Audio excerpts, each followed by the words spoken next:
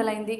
ముల్కీ ఉద్యమం మొదలైనప్పటి నుండి మరి 1948 వరకు ఎలాంటి సంఘటనలు జరిగాయి మొదలైన వాటి గురించి చూద్దాము.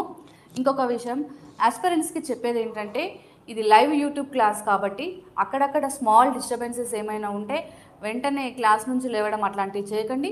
కొద్దిగా డిస్టర్బెన్స్ ఉన్నా కూడా అది కొన్ని సెకండ్స్ మాత్రమే ఉంటుంది. మీరు కనుక క్లాస్ జాగ్రత్తగా వింటూ నీట్గా కనుక నోట్స్ రాసుకుంటే ఇది మీకు గ్రూప్ 1 స్టాండర్డ్ వరకు చాలా బాగా ఉపయోగపడుతుంది. కాబట్టి లైవ్ క్లాస్ కాబట్టి ఏమైనా మధ్యలో ఏమైనా స్మాల్ డిస్టర్బెన్సెస్ ఉంటే వెంటనే దాన్ని క్లోజ్ చేయడం అలాంటివి చేయకండి. ఓకే, సరే, ఇంకా సబ్జెక్ట్లోకి వెళ్దాము. మరి ముల్కీ ఈరోజు టాపిక్ మనము ముల్కీ నాన్ ముల్కీ మూలాలు అంటున్నాం. మరి ముల్కీ నాన్ ముల్కీ అలాంటి భావన అసలు ఎక్కడ మొదలైంది? ఖిల్జీ తుగ్లక్ సైన్యాలతో పాటు వచ్చినటువంటి ముస్లింలు ఎవరైతే ఉన్నారో వారిని దక్కనీలు అని పిలిచారు. ఓకే, ఇంకా ఇక్కడనే అసలు కథ స్టార్ట్ అవుతుంది. బహుమనీ సామ్రాజ్యంలోకి ఖిల్జీ తుగ్లక్ సైన్యాలతో పాటు వచ్చి స్థిరపడినటువంటి ముస్లింస్ని దక్కనీలు అని పిలిచారు. మరి ఇదే సమయంలో మరి పశ్చిమాసియా దేశాలైనటువంటి ఇరాన్, ఇరాక్, టర్కీ, అరేబియా మరి పశ్చిమాసియా దేశాల నుండి వచ్చి స్థిరపడిన వారిని అపాకీలు అని పిలిచారు. ఓకే, ఇక్కడ కొద్దిగా కాన్సెప్ట్ అర్థం చేసుకోండి. మరి ఖిల్జీ తుగ్లక్ సైన్యాలతో పాటు ఎవరైతే వచ్చి ముస్లింలు స్థిరపడ్డారో బహుమనీ సామ్రాజ్యంలో వాళ్ళని దక్కనీలు అని పిలుస్తున్నాం.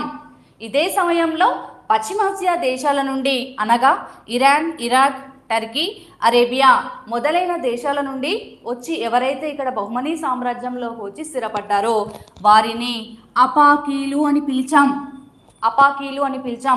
కాగా తదనంతర కాలంలో అంటే తర్వాత కాలంలో ఈ దక్కనీలు ముల్కీలుగా పిలువబడితే ఈ అపాకీలు ఎవరైతే ఉన్నారో వాళ్ళు నాన్ ముల్కీలుగా పిలువబడ్డారు. మీ అందరికీ తెలిసిన విషయమే, ముల్క్ అంటే దేశము అని, ముల్కీ అంటే స్థానికుడు, లోకల్ అని అర్థం. అట్లాగే నాన్ ముల్కీ, గైర్ ముల్కీ అంటే స్థానికేతరుడు, విదేశీయుడు అని అర్థం కదా. ఇవి మీకు తెలిసిన పదాలే. మరి ఈ విధంగా ఇప్పుడు బహుమనీ సామ్రాజ్యంలో 2 వర్గాలు ఏర్పడ్డాయి. ఒకరు దక్కనీలు అంటున్నాము, ఇంకొకరు అపాకీలు అంటున్నాం. మరి దక్కనీలని లోకల్ అంటున్నాం. ఎవరైతే అపాకీలు అంటే బయట దేశం నుండి వచ్చిన వాళ్ళని అపాకీలు అంటున్నాం. మరి ఈ విధంగా ఈ దక్కనీలకు అపాకీలకు మధ్య వీళ్ళిద్దరికీ మధ్య కూడా వైరుధ్యం అనేది, వీళ్ళిద్దరికీ వ్యతిరేక భావన అసలు ఎందుకు స్టార్ట్ అయింది? అయితే ఈ బహుమనీ సామ్రాజ్యంలో ప్రధాని బహుమనీ సామ్రాజ్యంలో గొప్ప ప్రధాని ఎవరనంటే మహమ్మద్ గవాన్.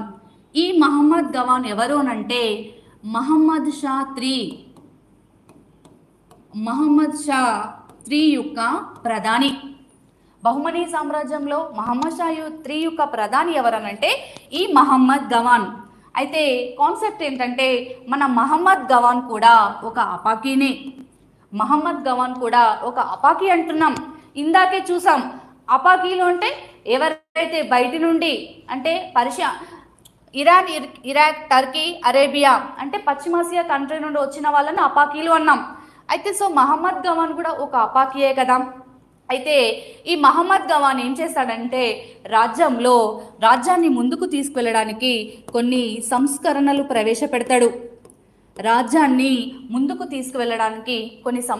ప్రవేశపెడతాడు మహమ్మద్ గవాన్.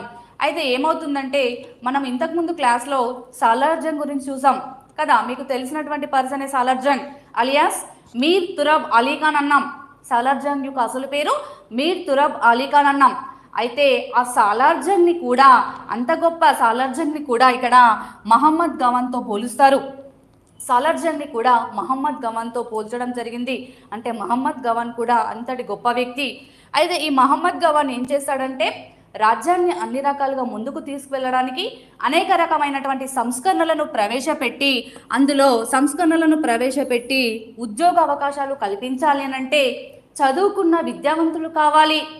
మరి విద్యావంతులను ఉద్యోగాలలో నియమించాలి అని అంటే మరి మన దక్కన్ ప్రాంతంలో మరి ఆ అవకాశం లేదు.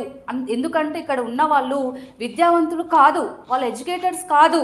సో ఇక్కడ అవకాశాలు కల్పించాలి అంటే మరి ఆ ఉద్యోగాలు ఎవరికి ఇవ్వాలి? ఎవరైతే ఈ అపాకీలు అంటే బయటి నుండి వచ్చి ఇక్కడ స్థిరపడ్డారో వాళ్ళందరూ చదువుకున్న వాళ్ళు విద్యావంతులు అని చెప్పేసి మన మహమ్మద్ గవాన్ ఏం చేస్తాడంటే ఈ అపాకీలకి ఉద్యోగాలు ఇవ్వడం జరుగుతుంది.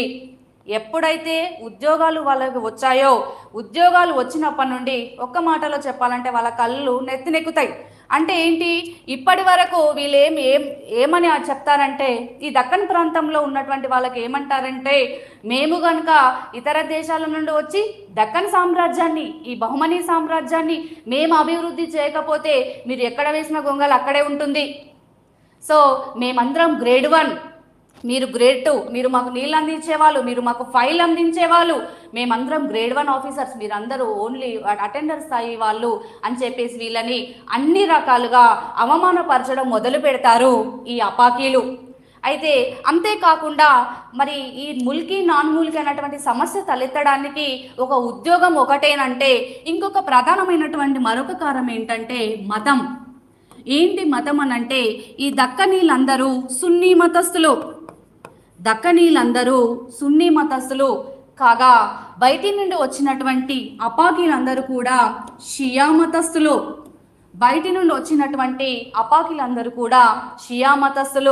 మరి ఇప్పటి వరకు బహుమనీ సామ్రాజ్యం ఒక కుటుంబంలాగా ఉన్నటువంటి బహుమనీ సామ్రాజ్యము 2 ప్రధానమైనటువంటి కారణాల వల్ల ముల్కీ నాన్ ముల్కీలు అని విభజన చెందుతుంది. ఆ 2 ప్రధాన కారణం ఏంటంటే ఒకటి ఉద్యోగాలు, రెండవది మతం అని అంటున్నాం.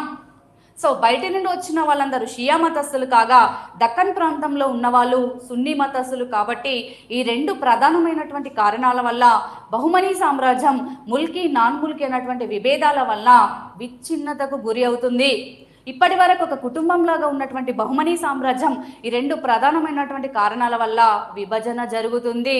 ఓకే, మరి ఇక్కడ బహుమనీ సామ్రాజ్యం అనేది మరి ముల్కీ నాన్ ముల్కీ అన్నటువంటి కారణాల వల్ల విభజన జరగకపోయి ఉండాలంటే మరి ఇక్కడ అపాకీలు ఉన్నారు కదా, అపాకీలు వచ్చిన వాళ్ళు వచ్చినట్టు ఉండి ఇక్కడ స్థానికులతో స్నేహభావంతో ఉండి వాళ్ళకి మరి శిక్షణ వాళ్ళకు తెలిసినటువంటి శిక్షణ ఇక్కడ దక్కన్ ప్రాంతంలో ఉన్నటువంటి దక్కన్ వాసులకు ఇచ్చి ఉంటే, అంతేకాకుండా మేము షియా మీరు సున్నీ మతస్థులు అనేటువంటి తారతమ్య భేదాలు చూపించకపోయి ఉంటే, మనం అందరం ఒక కుటుంబ సభ్యులు అనేటువంటి భావన చూపించి ఉంటే ముల్కీ నాన్ ముల్కీ అనేటువంటి సమస్య వచ్చి ఉండేది కాదేమో.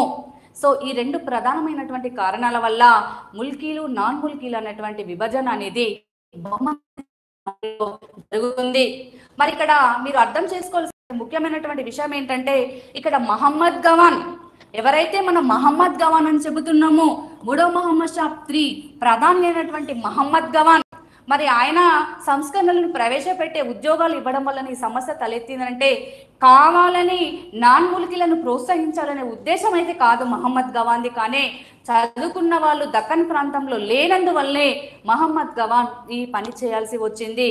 సో ఇక్కడ మీరు అర్థం చేసుకోవాల్సినటువంటి విషయం ఏంటంటే ముల్కీలు అంటే నాన్ ముల్కీ అనేటువంటి భావన ఎక్కడ తలెత్తింది, అసలు ముల్కీ నాన్ ముల్కీలు అనేటువంటి సమస్య ఎక్కడ పురుడు పోసుకుంది అని అంటే బహుమనీ సామ్రాజ్యంలో ఈ సమస్య అనేది స్టార్ట్ అవుతుంది.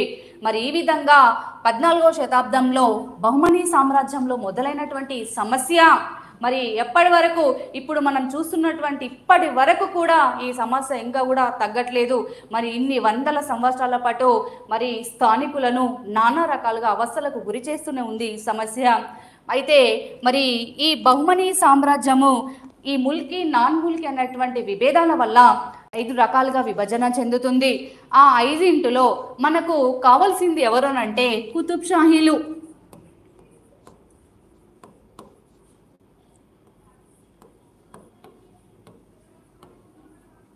ఈ ఐదుగురిలో మనకు కావాల్సింది ఎవరనంటే మనం ఎవరి గురించి చూడాలంటే కుతుబ్ షాహీల గురించి చూడాలి. మరి కుతుబ్ షాహీల వంశస్థాపకుడు సుల్తాన్ కులీ అని అన్నాం. ఆల్రెడీ మన ప్రీవియస్ క్లాసెస్లో ఇది మీకు చెప్పాను, కుతుబ్ షాహీల గురించి మీకు చెప్పాను. ఓకే, బహుమనీ సామ్రాజ్యం నుంచి ఒకనొక విభజన చెందిందే మన కుతుబ్ షాహీలు. మరి కుతుబ్ షాహీల చక్రవర్తి అయినటువంటి సుల్తాన్ కులీ 1518 సంవత్సరంలో కుతుబ్ షాహీల చక్రవర్తి అయినటువంటి సుల్తాన్ కులీ 1518 సంవత్సరంలో గోల్కొండ కేంద్రంగా స్వాతంత్రం ప్రకటించాడు. 1518 సంవత్సరంలో గోల్కొండ కేంద్రంగా స్వాతంత్రం ప్రకటించుకుంటాడు మన సుల్తాన్ కులీ. అయితే మరి ఈ సుల్తాన్ కులీ బహుమనీ సామ్రాజ్యంలో పనిచేసినటువంటి అనుభవం ఉంది సుల్తాన్ కులీకి. బహుమనీ సామ్రాజ్యంలో పనిచేసిన అనుభవం సుల్తాన్ కులీకి ఉండడం అంటే నేను కూడా స్థానికేతరులు అన్నట్టు ప్రోత్సహించొద్దు, ఇస్లాం మతము షియా మతము అన్నటువంటి విభేదాలు రాకుండా చూసుకుంటే ఈ బహుమనీ సామ్రాజ్యం వల్లే ఇప్పుడు గోల్కొండ కూడా విభజన జరగకుండా ఉంటుంది అనే భావన ముందు నుండి ఆయన మనసులో పెట్టుకొని సుల్తాన్ కులీ మరి లోకల్ వాళ్ళని ఎక్కువగా ప్రోత్సహించడం, అంటే స్థానికులకే ఎక్కువగా ప్రోత్సహించడము, స్థానికులకే ఉన్నత ఉద్యోగాలు ఇవ్వడము, ఈ సున్నీ మతము షియా మతస్థం అన్నటువంటి భేదాలు చూపించకుండా సుల్తాన్ కులీ 1518 సంవత్సరంలో గోల్కొండ కేంద్రంగా పరిపాలన మొదలు పెడతాడు. ఆయన తర్వాత వచ్చినటువంటి ఆయన వారసులు కూడా దాదాపుగా 175 సంవత్సరాల పాటు గోల్కొండ ప్రాంతాన్ని పరిపాలించి దాదాపు 170 సంవత్సరాల పాటు గోల్కొండ ప్రాంతాన్ని కులమతలకు అతీతంగా పరిపాలించడం వల్ల, అంటే లోకల్ నాన్ లోకల్ అనేటువంటి భేదాలు రాకుండా స్థానికులకు ఎక్కువగా ఉద్యోగాలు ఇస్తూ స్థానికులని ప్రోత్సహించడం వల్ల కుతుబ్ షాహీల కాలంలో ముల్కీలు అనేటువంటి సమస్య తలెత్తలేదు.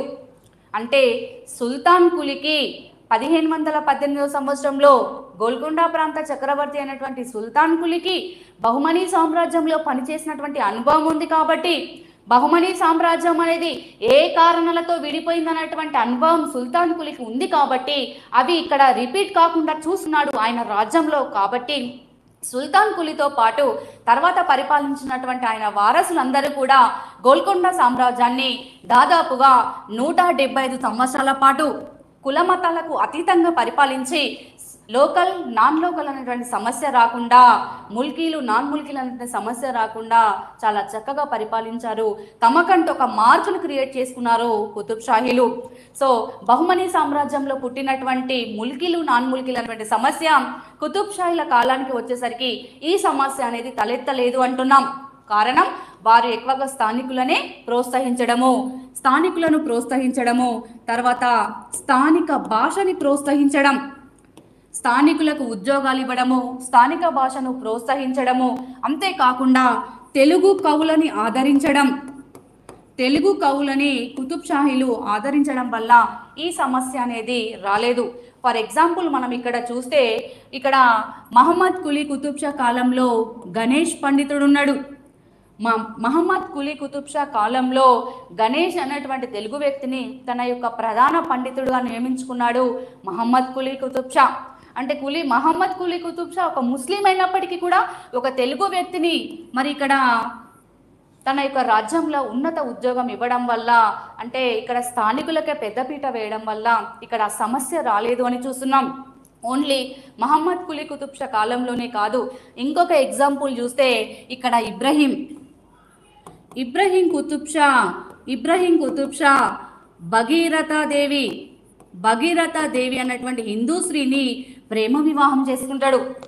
ఇబ్రహీం కుతుబ్ షా గోల్కొండ చక్రవర్తి అయినటువంటి ఇబ్రహీం కుతుబ్ షా భగీరథ దేవి అయినటువంటి హిందూ స్త్రీని ప్రేమ వివాహం చేసుకుంటాడు.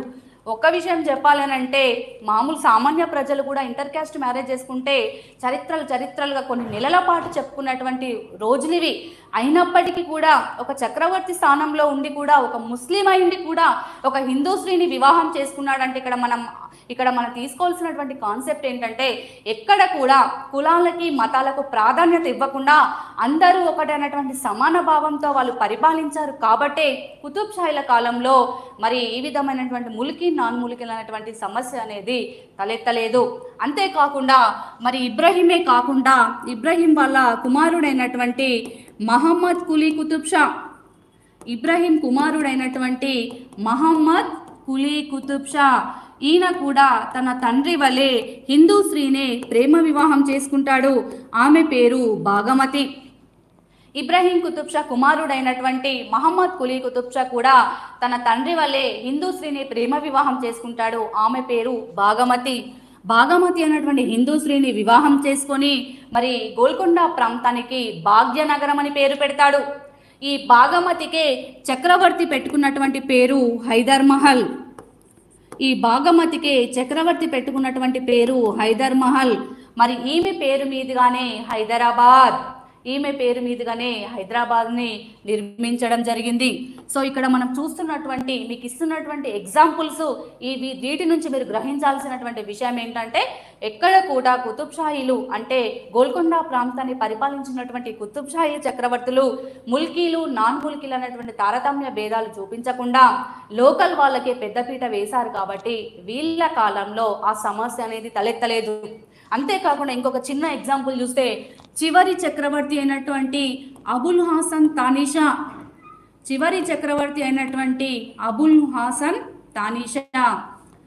ఈ అబుల్ హాసన్ తానిషా కాలంలోనే ప్రఖ్యాతిగాంచినటువంటి అక్కన్న మరియు మాదన్నలు, మీకు పరిచయం అక్కర్లేని పేర్లు వీళ్ళు కదా.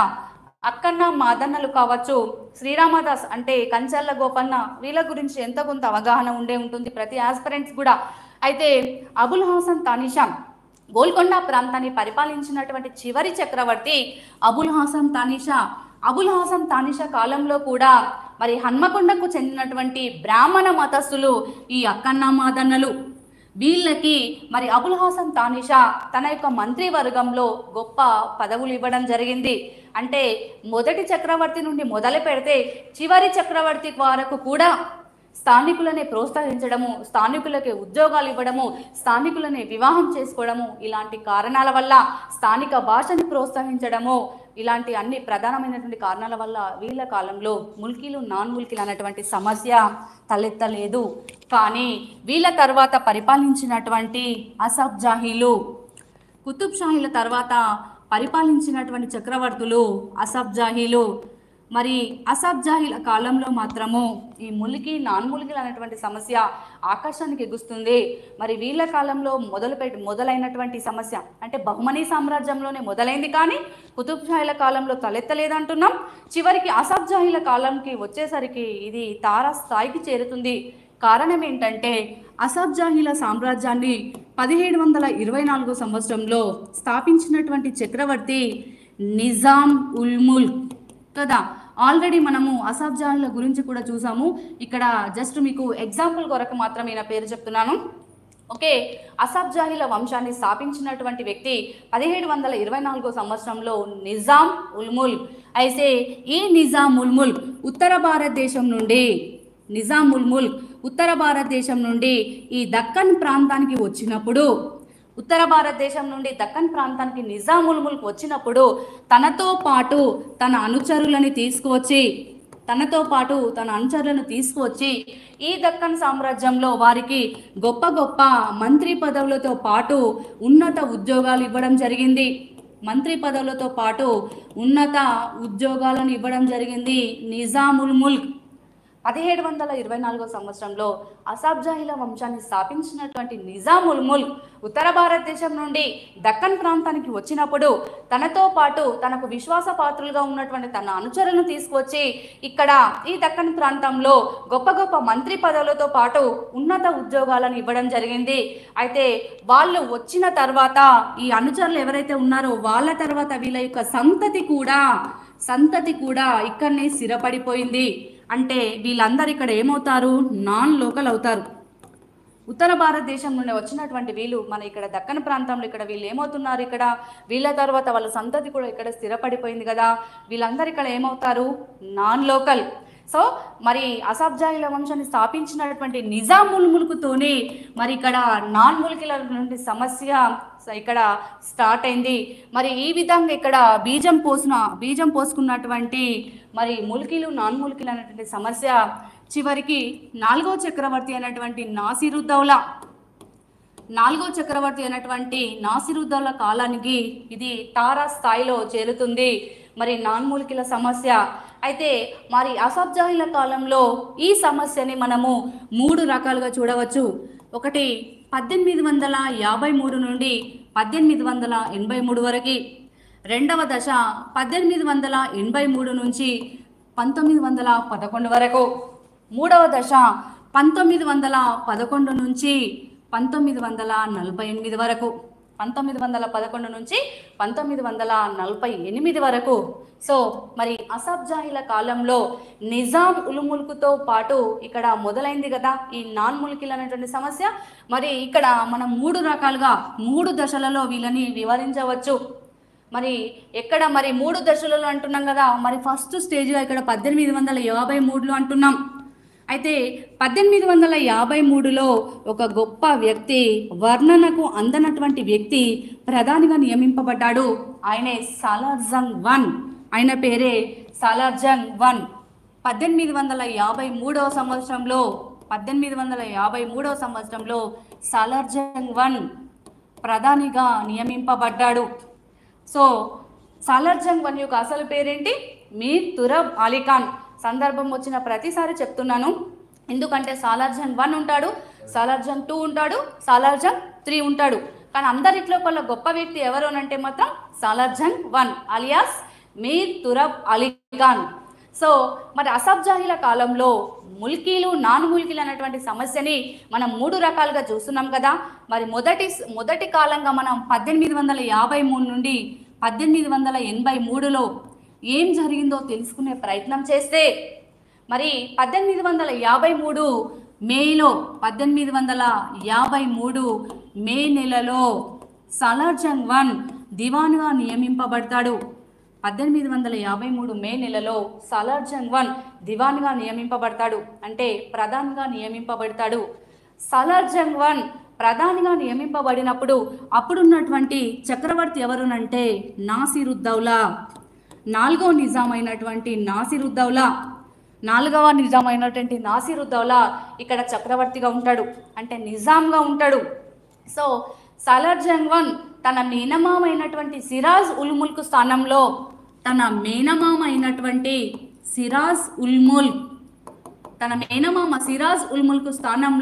సిరాజ్ ఉల్ ముల్క్ మరణించడంతో ఆయన స్థానంలో సాలార్జంగ్ 1 దివాన్గా నియమింపబడతాడు. సో సాలార్జంగ్ దివాన్గా నియమింపబడక ముందు పరిస్థితి, సాలార్జంగ్ 1 దివాన్గా నియమించిన తర్వాత పరిస్థితి కనుక చూస్తే, మరి అప్పటికి సాలార్జంగ్ దివాన్గా నియమింపబడిన నాటికి మరి నిజాం రాజ్యం పూర్తిగా అప్పులలో కూరుకొని ఉంది. ఒక రకంగా చెప్పాలి అంటే మరి చక్రవర్తులు తన సొంత ఉద్యోగస్తులకు కూడా జీతాలు ఇవ్వలేని పరిస్థితిలో రాజ్యంలో ఉన్నటువంటి బడా వర్తకుల వద్ద, రోహిల్లాల వంటి బడా వర్తకుల వద్ద నిజాం తన సొంత భూములు, ఆభరణాలు కూడా తాకట్టు పెట్టినటువంటి పరిస్థితి ఉంది. అలాంటి పరిస్థితుల్లో మరి గొప్ప వ్యక్తి అయినటువంటి సాలార్జంగ్ ఇక్కడ దివాన్గా నియమింపబడ్డాడు. 1853వ సంవత్సరంలో సాలార్జంగ్ దివాన్గా నియామకం జరిగిన తర్వాత రాజ్యంలో అనేక సంస్కరణలు ప్రవేశపెట్టాడు. ఇంతకుముందే మీకు సాలార్జంగ్ గురించి చెప్పాను కదా. అక్కడ బహుమనీ సామ్రాజ్యం చూసినప్పుడు బహుమనీ సామ్రాజ్యంలో గొప్ప ప్రధాని అయినటువంటి మహమ్మద్ గవాన్తో సాలార్జంగ్ని పోలుస్తామని అన్నాం. అక్కడ మహమ్మద్ గవాన్ కూడా రాజ్యంలో అనేక సంస్కరణలను ప్రవేశపెట్టి మరి చదువుకున్న వాళ్ళకి అంటే అపాకీలకు ఉద్యోగాలు ఇవ్వడం వల్లే అక్కడ సమస్య మొదలైంది. ఇక్కడ కూడా సేమ్ మళ్ళీ అదే పరిస్థితి వస్తుంది. కారణం ఏంటి అని అంటే మరి దక్కన్ ప్రాంతాన్ని అన్ని రకాలుగా అభివృద్ధి చేయాలి అంటే అనేక సంస్కరణలను ప్రవేశపెట్టాలి. అని అంటే మరి ఇక్కడ ఉద్యోగ అవకాశాలు, ఈ ఉద్యోగాలు ఎవరికి ఇవ్వాలి అంటే అక్కడ లోకల్ వాళ్ళక నాన్ లోకల్ వాళ్ళక అనేది కాదు సమస్య. ఉద్యోగాలు ఎవరికి ఇవ్వాలి? చదువుకున్న వాళ్ళకి ఇవ్వాలి, అంటే విద్యావంతులకు ఇవ్వాలి. మరి విద్యావంతులకు ఉద్యోగాలు ఇవ్వాలంటే మరి ఇక్కడ ఈ దక్కన్ ప్రాంతంలో మరి విద్యావంతులు ఉన్నారా? అంటే ఈ సాలార్జంగ్ ప్రవేశపెట్టినటువంటి అంటే రాజ్యాన్ని ముందుకు తీసుకువెళ్ళడానికి ప్రవేశపెట్టినటువంటి ఉద్యోగాలలో చదువుకున్న వాళ్ళు ఉన్నారంటే ఈ దక్కన్ ప్రాంతంలో అది సాధ్యం కాలేదు. కాబట్టి సాలార్జంగ్ ఏం చేస్తాడనంటే ఉత్తర భారతదేశం నుండి అంటే అలీగఢ్ యూనివర్సిటీ నుండి గొప్ప గొప్ప విద్యావంతులను తీసుకువచ్చి మరి ఇక్కడ అనేక రకమైనటువంటి ఉద్యోగ అవకాశాలలో వాళ్ళని నియమిస్తాడు సాలార్జంగ్.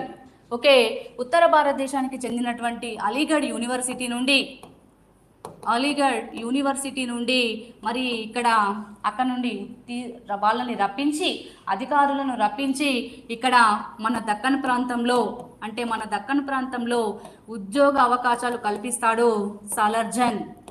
అయితే ఇక్కడ ఈ విధంగా వాళ్ళకి ఉద్యోగ అవకాశాలు కల్పించడం వల్ల ఇక్కడ ఏం జరుగుతుందంటే వచ్చిన వాళ్ళు వచ్చినట్టుగా ఉద్యోగాలు చేసుకోకుండా ఇక్కడ స్థానికులని అవమానపరచడం మొదలు పెడతారు. ఓకే, అంతేకాకుండా సాలార్జంగ్ దగ్గర పనిచేసేటువంటి అధికారులు అహ్మద్ అలీ ఖాన్,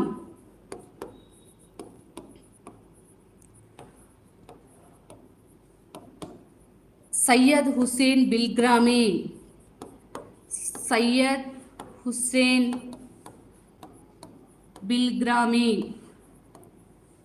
వీళ్ళు కూడా ఈ సయ్యద్ అహ్మద్ ఖాన్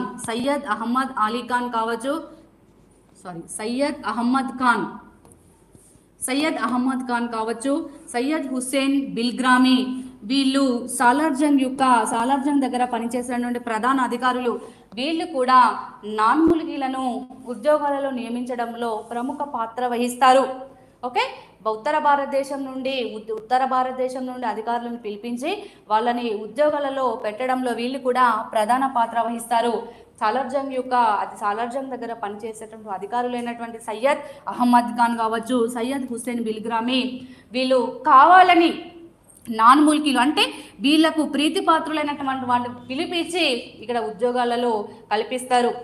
సాలార్జంగ్ మాత్రము అంటే ఇక్కడ ప్రస్తుతం ఉన్నటువంటి పరిస్థితి దక్కన్లో చదువుకున్న వాళ్ళు లేరు కాబట్టి ఉత్తర భారతదేశంలో తీసుకొచ్చాడు. సాలార్జంగ్ కాన్సెప్ట్ వేరు, కానీ వీళ్ళు ఏం చేస్తారు, వీళ్ళకు తెలిసినటువంటి స్నేహితులని వీళ్ళ యొక్క బంధువులను పిలిపించి ఉద్యోగ అవకాశాలు ఇవ్వడం జరుగుతుంది. ఓకే, ఈ విధంగా దక్కన్ ప్రాంతంలోకి ఎక్కువగా బిల్గ్రామీ వంశస్థులు వచ్చి చేరడం జరుగుతుంది.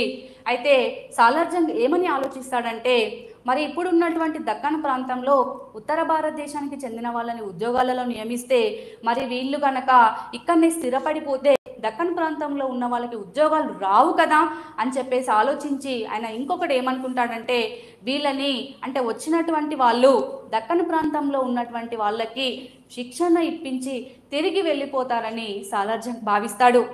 ఓకే, వచ్చిన వాళ్ళు ఇక్కడ ఉన్నటువంటి దక్కన్ ప్రాంతం వాళ్ళకి శిక్షణ ఇచ్చేసి తిరిగి వెళ్ళిపోతాడని సాలార్జంగ్ భావించి రప్పిస్తాడు. కానీ ఆయన ఆలోచనలన్నీ కూడా తారుమారవుతాయి. ఇక్కడ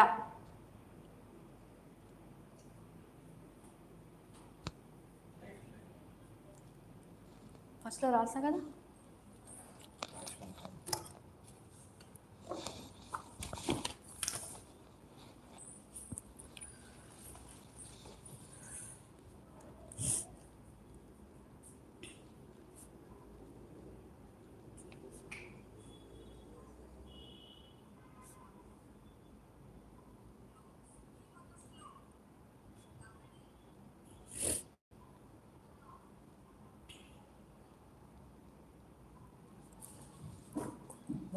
వాటర్ క్లియర్ వస్తుందా? డిస్టర్బ్ అవుతుంది ఎక్కడన్నా?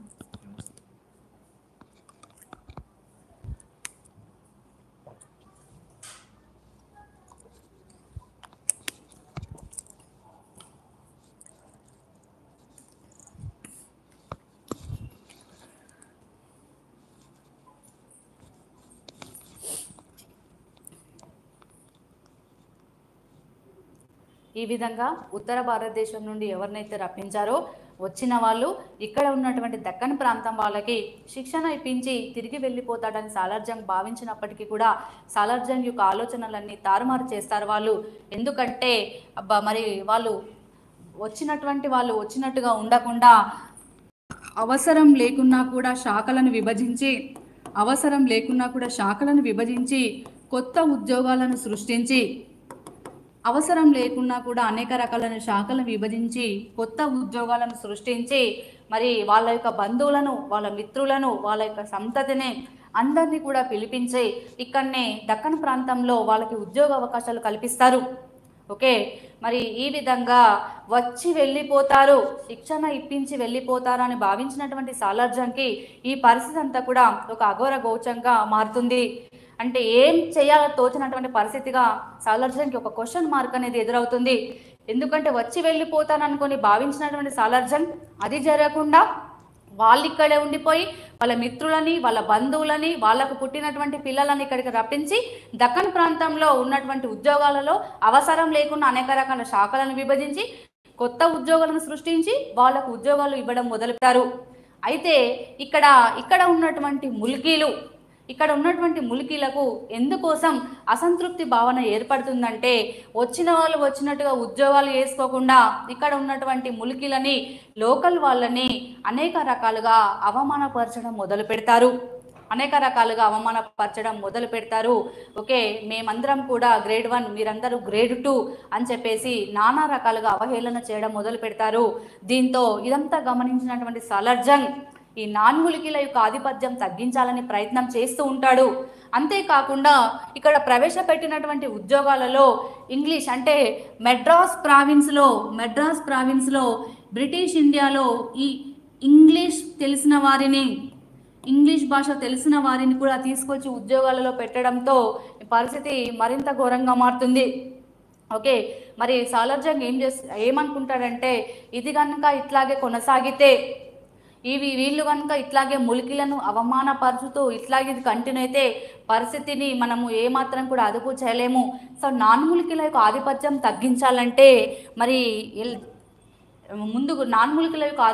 తగ్గించాలంటే కొన్ని నిర్ణయాలు తీసుకోవాల్సి వస్తుంది అని చెప్పేసి సాలార్జంగ్ ఆలోచించి నాన్ములికీల యొక్క ఆధిపత్యం తగ్గించడానికి వాళ్ళకి జాగిర్లు ఇవ్వడము, బిరుదులు ఇవ్వడము మానుకుంటాడు. దివాన్గా ఉన్నటువంటి సాలార్జంగ్ వాళ్ళకు జాగిర్లు ఇవ్వడం కావచ్చు, బిరుదులు ఇవ్వడం కావచ్చు మానుకుంటాడు. అంతేకాకుండా సైన్యంలో వాళ్ళకి గొప్ప పదవులు ఇవ్వడము, సైన్యంలో వాళ్ళ ఆధిపత్యం తగ్గించడానికి సైన్యంలో వాళ్ళని గొప్ప పదవుల్లో నుండి తీసివేయడానికి ప్రయత్నాలు చేస్తాడు. అంటే సైన్యంలో వాళ్ళ ఆధిపత్యాన్ని తగ్గించడానికి ప్రయత్నాలు చేస్తూ ఉంటాడు. అంతేకాకుండా నిజాంని కలవాలన్నా, దివాన్ని కలవాలన్నా, బ్రిటిష్ రెసిడెంట్ని కలవాలన్నా, దివాన్ని కలవాలన్నా, నిజాంని కలవాలన్నా, బ్రిటిష్ రెసిడెంట్ను కలవాలన్నా కూడా ప్రత్యేక అనుమతి తీసుకోవాలని ఆజ్ఞలు జారీ చేశాడు. ఓకే, మరి దివాన్ని కావచ్చు, నిజాంని కావచ్చు, బ్రిటిష్ రెసిడెంట్ని ఎవరైనా నాన్ములికీలు వచ్చి కలవాలంటే వాళ్ళు ప్రత్యేకమైనటువంటి అనుమతి తీసుకోవాల్సిందని చెప్పేసి ఆజ్ఞలు కూడా జారీ చేశాడు. ఈ విధంగా వాళ్ళకు బిరుదులు ఇవ్వడము మానేసి, అంతేకాకుండా సైన్యంలో వాళ్ళ యొక్క ఆధిపత్యాన్ని తగ్గించడానికి సైన్యంలో గొప్ప పదవులు ఇవ్వడం మానుకొని మరి ఈ విధంగా దివాన్ని, బ్రిటిష్ రెసిడెంట్ని, నిజాంని కలవాలంటే కూడా వాళ్ళకి పర్మిషన్ కావాలని వాళ్ళకు ఆర్డర్స్ జారీ చేయడం వల్ల నాన్ములికీల యొక్క ఆధిపత్యము కొంతవరకు సద్దుమణుగుతుంది. అంతేకాకుండా వాళ్ళు ఏం చేస్తారంటే అప్పటి వరకు ఉన్నటువంటి అధికార భాష పర్షియా. ఎందుకంటే దక్కన్ ప్రాంతాన్ని తరతరాలుగా పరిపాలిస్తున్నటువంటి చక్రవర్తులు దక్కన్ ప్రాంతానికి చెందిన వాళ్ళు కాదు, వాళ్ళు పర్షియన్ దేశానికి చెందిన వాళ్ళు కాబట్టి ఇప్పటి వరకు ఉన్నటువంటి అధికార భాష పర్షియా. అయితే వీళ్ళు నాన్ములికీలు ఏం చేస్తారంటే మరి పర్షియా భాష అధికార భాషగా ఉంటే అది ములికీలకు దోహదపడుతుంది కాబట్టి మాకు తెలిసినటువంటి ఉర్దూ భాషను అధికార భాషగా చేయాలని చెప్పేసి సాలార్జంగ్ మీద ఒత్తిడి తీసుకొస్తాడు. కానీ సాలార్ జంగ్ వాళ్ళని ఏమాత్రం కూడా లెక్క చేయకుండా పర్షియన్ భాషనే అధికార భాషగా ఉంచుతాడు, కానీ ఉర్దూని మాత్రం అధికార భాష చేయడానికి సాలార్ జంగ్ ఒప్పుకోడు. అంతేకాకుండా వాళ్ళ యొక్క ఆధిపత్యాన్ని ఎప్పటికప్పుడు తగ్గించడానికి ఏమనేవాళ్ళట అంటే, తరతరాలుగా నిజాం సేవలో ఉన్నటువంటి స్థానికులని మీతో ఏమాత్రం కూడా పోల్చలేము, మీరు ఎంత ప్రతిభ కలవారైనప్పటికీ కూడా, ఎంత విద్యావంతులైనప్పటికీ కూడా తరతరాలుగా నిజాం సేవలో ఉన్నటువంటి స్థానికులతో మిమ్మల్ని ఏ మాత్రము కూడా పోల్చలేమని చెప్పేసి సాలార్ జంగ్ వాళ్ళ యొక్క ఆధిపత్యాన్ని తగ్గించడానికి ఎప్పటికప్పుడు ఆ విధంగా అంటూ ఉండేవాడట. అయినప్పటికీ కూడా వాళ్ళు ఈ స్థానికేతరులు ఎవరైతే ఉన్నారో స్థానికులను కించపరచడం మాత్రము, వాళ్ళ యొక్క ప్రవర్తన మాత్రము ఆపలేదు. మరి ఇదిలా ఉండగా మరి 1868వ సంవత్సరంలో సాలార్ జంగ్ తొలిసారిగా ఉత్తర్వులు జారీ చేశాడు. మరి ఈ విధంగా మరి ఇక్కడ ఉన్నటువంటి దక్కన్ ప్రాంతంలో ప్రతి శాఖలో కూడా, ప్రతి డిపార్ట్మెంట్లో కూడా నాన్ ములికిల ఆధిపత్యం కొనసాగుతుంది. మరి వీళ్ళు ములికిలకు శిక్షణ ఇవ్వడం లేదని భావించినటువంటి సాలార్ జంగ్ ఏం చేస్తాడనంటే, వాళ్ళ యొక్క నాన్ ములికిల యొక్క ఆధిపత్యం తగ్గించడానికి 1868వ సంవత్సరంలో తొలిసారిగా ఉత్తర్వులు జారీ చేస్తాడు. ఆ ఉత్తర్వులు ఏమని ఉంటాయంటే, ప్రభుత్వ ఉద్యోగాలలో కేవలము విద్యావంతులైనటువంటి ములికీలకే ప్రాధాన్యత కల్పించాలి. ప్రభుత్వ ఉద్యోగాలలో కేవలము విద్యావంతులైనటువంటి ములికీలకే ప్రాధాన్యత కల్పించాలని సాలార్ జంగ్ 1868వ సంవత్సరంలో ఉత్తర్వులు జారీ చేయడం జరిగింది. సో ఈ విధంగా ఇప్పటి వరకు మనం మొదటి దశ గురించి చూసాము.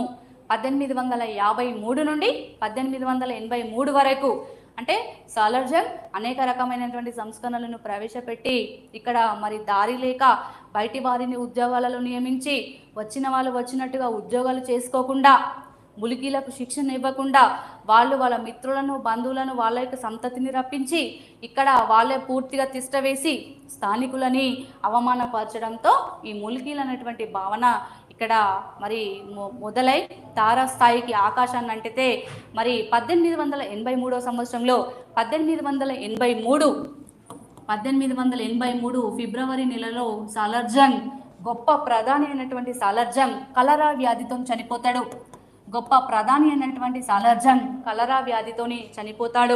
సాలార్ జంగ్ చనిపోయిన తర్వాత ఆయన కుమారుడైనటువంటి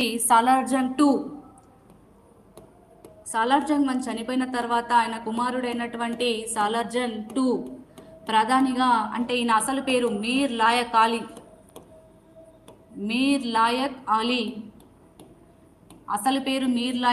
సాలార్ జంగ్ అనేది బిరుదు. ఓకే, సాలార్ జంగ్ చనిపోయిన తర్వాత ఆయన యొక్క కుమారుడైనటువంటి మీర్ లాయక్ అలీ ఇక్కడ 1883 సంవత్సరంలో మరి ప్రధానిగా నియమింపబడడం జరుగుతుంది. ఇప్పటి వరకు మనం చూస్తున్నటువంటిది, మనం వింటున్నటువంటిది ఏంటి, సాలార్ జంగ్ స్థానికేతరులని ఉద్యోగాలు ఇచ్చాడు, కానీ వాళ్ళని ప్రోత్సహించాలనే ఉద్దేశం అయితే కాదు. అక్కడ దారి లేక, దక్కన్ ప్రాంతంలో విద్యావంతులు లేక ఆ పని చేశాడు. కానీ ఇక్కడ సాలార్ జంగ్ చనిపోయిన తర్వాత సాలార్ జంగ్ 2 మాత్రము కావాలని నాన్ ములికీలకే పెద్దపీట వేస్తూ ములికీలకు అన్యాయం చేస్తూ వస్తాడు. ఓకే, ములికీలకు అన్యాయం చేసినటువంటి ప్రధాని ఎవరనంటే Mir Layaq Ali alias Salar Jung 2. For example చెప్పాలంటే, ఇంతకుముందు మనము చూసాము సాలార్ జంగ్ ఉన్నప్పుడు కూడా ఒక ప్రపోజల్ వచ్చింది. ఏంటది? పర్షియా భాష స్థానంలో ఉర్దూను అధికార భాష చేయమని నాన్ ములికీలు ఎంతగా ఒత్తిడి తీసుకొచ్చినప్పటికీ కూడా సాలార్ జంగ్ ఒప్పుకోలేదు. కానీ సాలార్ జంగ్ 2 ప్రధాని అయినటువంటి వెంటనే 1884వ సంవత్సరంలో పర్షియా భాష స్థానంలో ఉర్దూని అధికార భాషగా చేయడం జరుగుతుంది. చాలా ఇంపార్టెంట్ బిట్ ఇది. పర్షియా భాష స్థానంలో ఉర్దూని అధికార భాషగా చేసినటువంటి సంవత్సరం 1884. అప్పుడు ఉన్నటువంటి ప్రధాని మీర్ లాయక్ అలీ. అప్పుడున్నటువంటి చక్రవర్తి ఎవరని అడిగితే మీర్ మెహబూబ్ అలీ ఖాన్.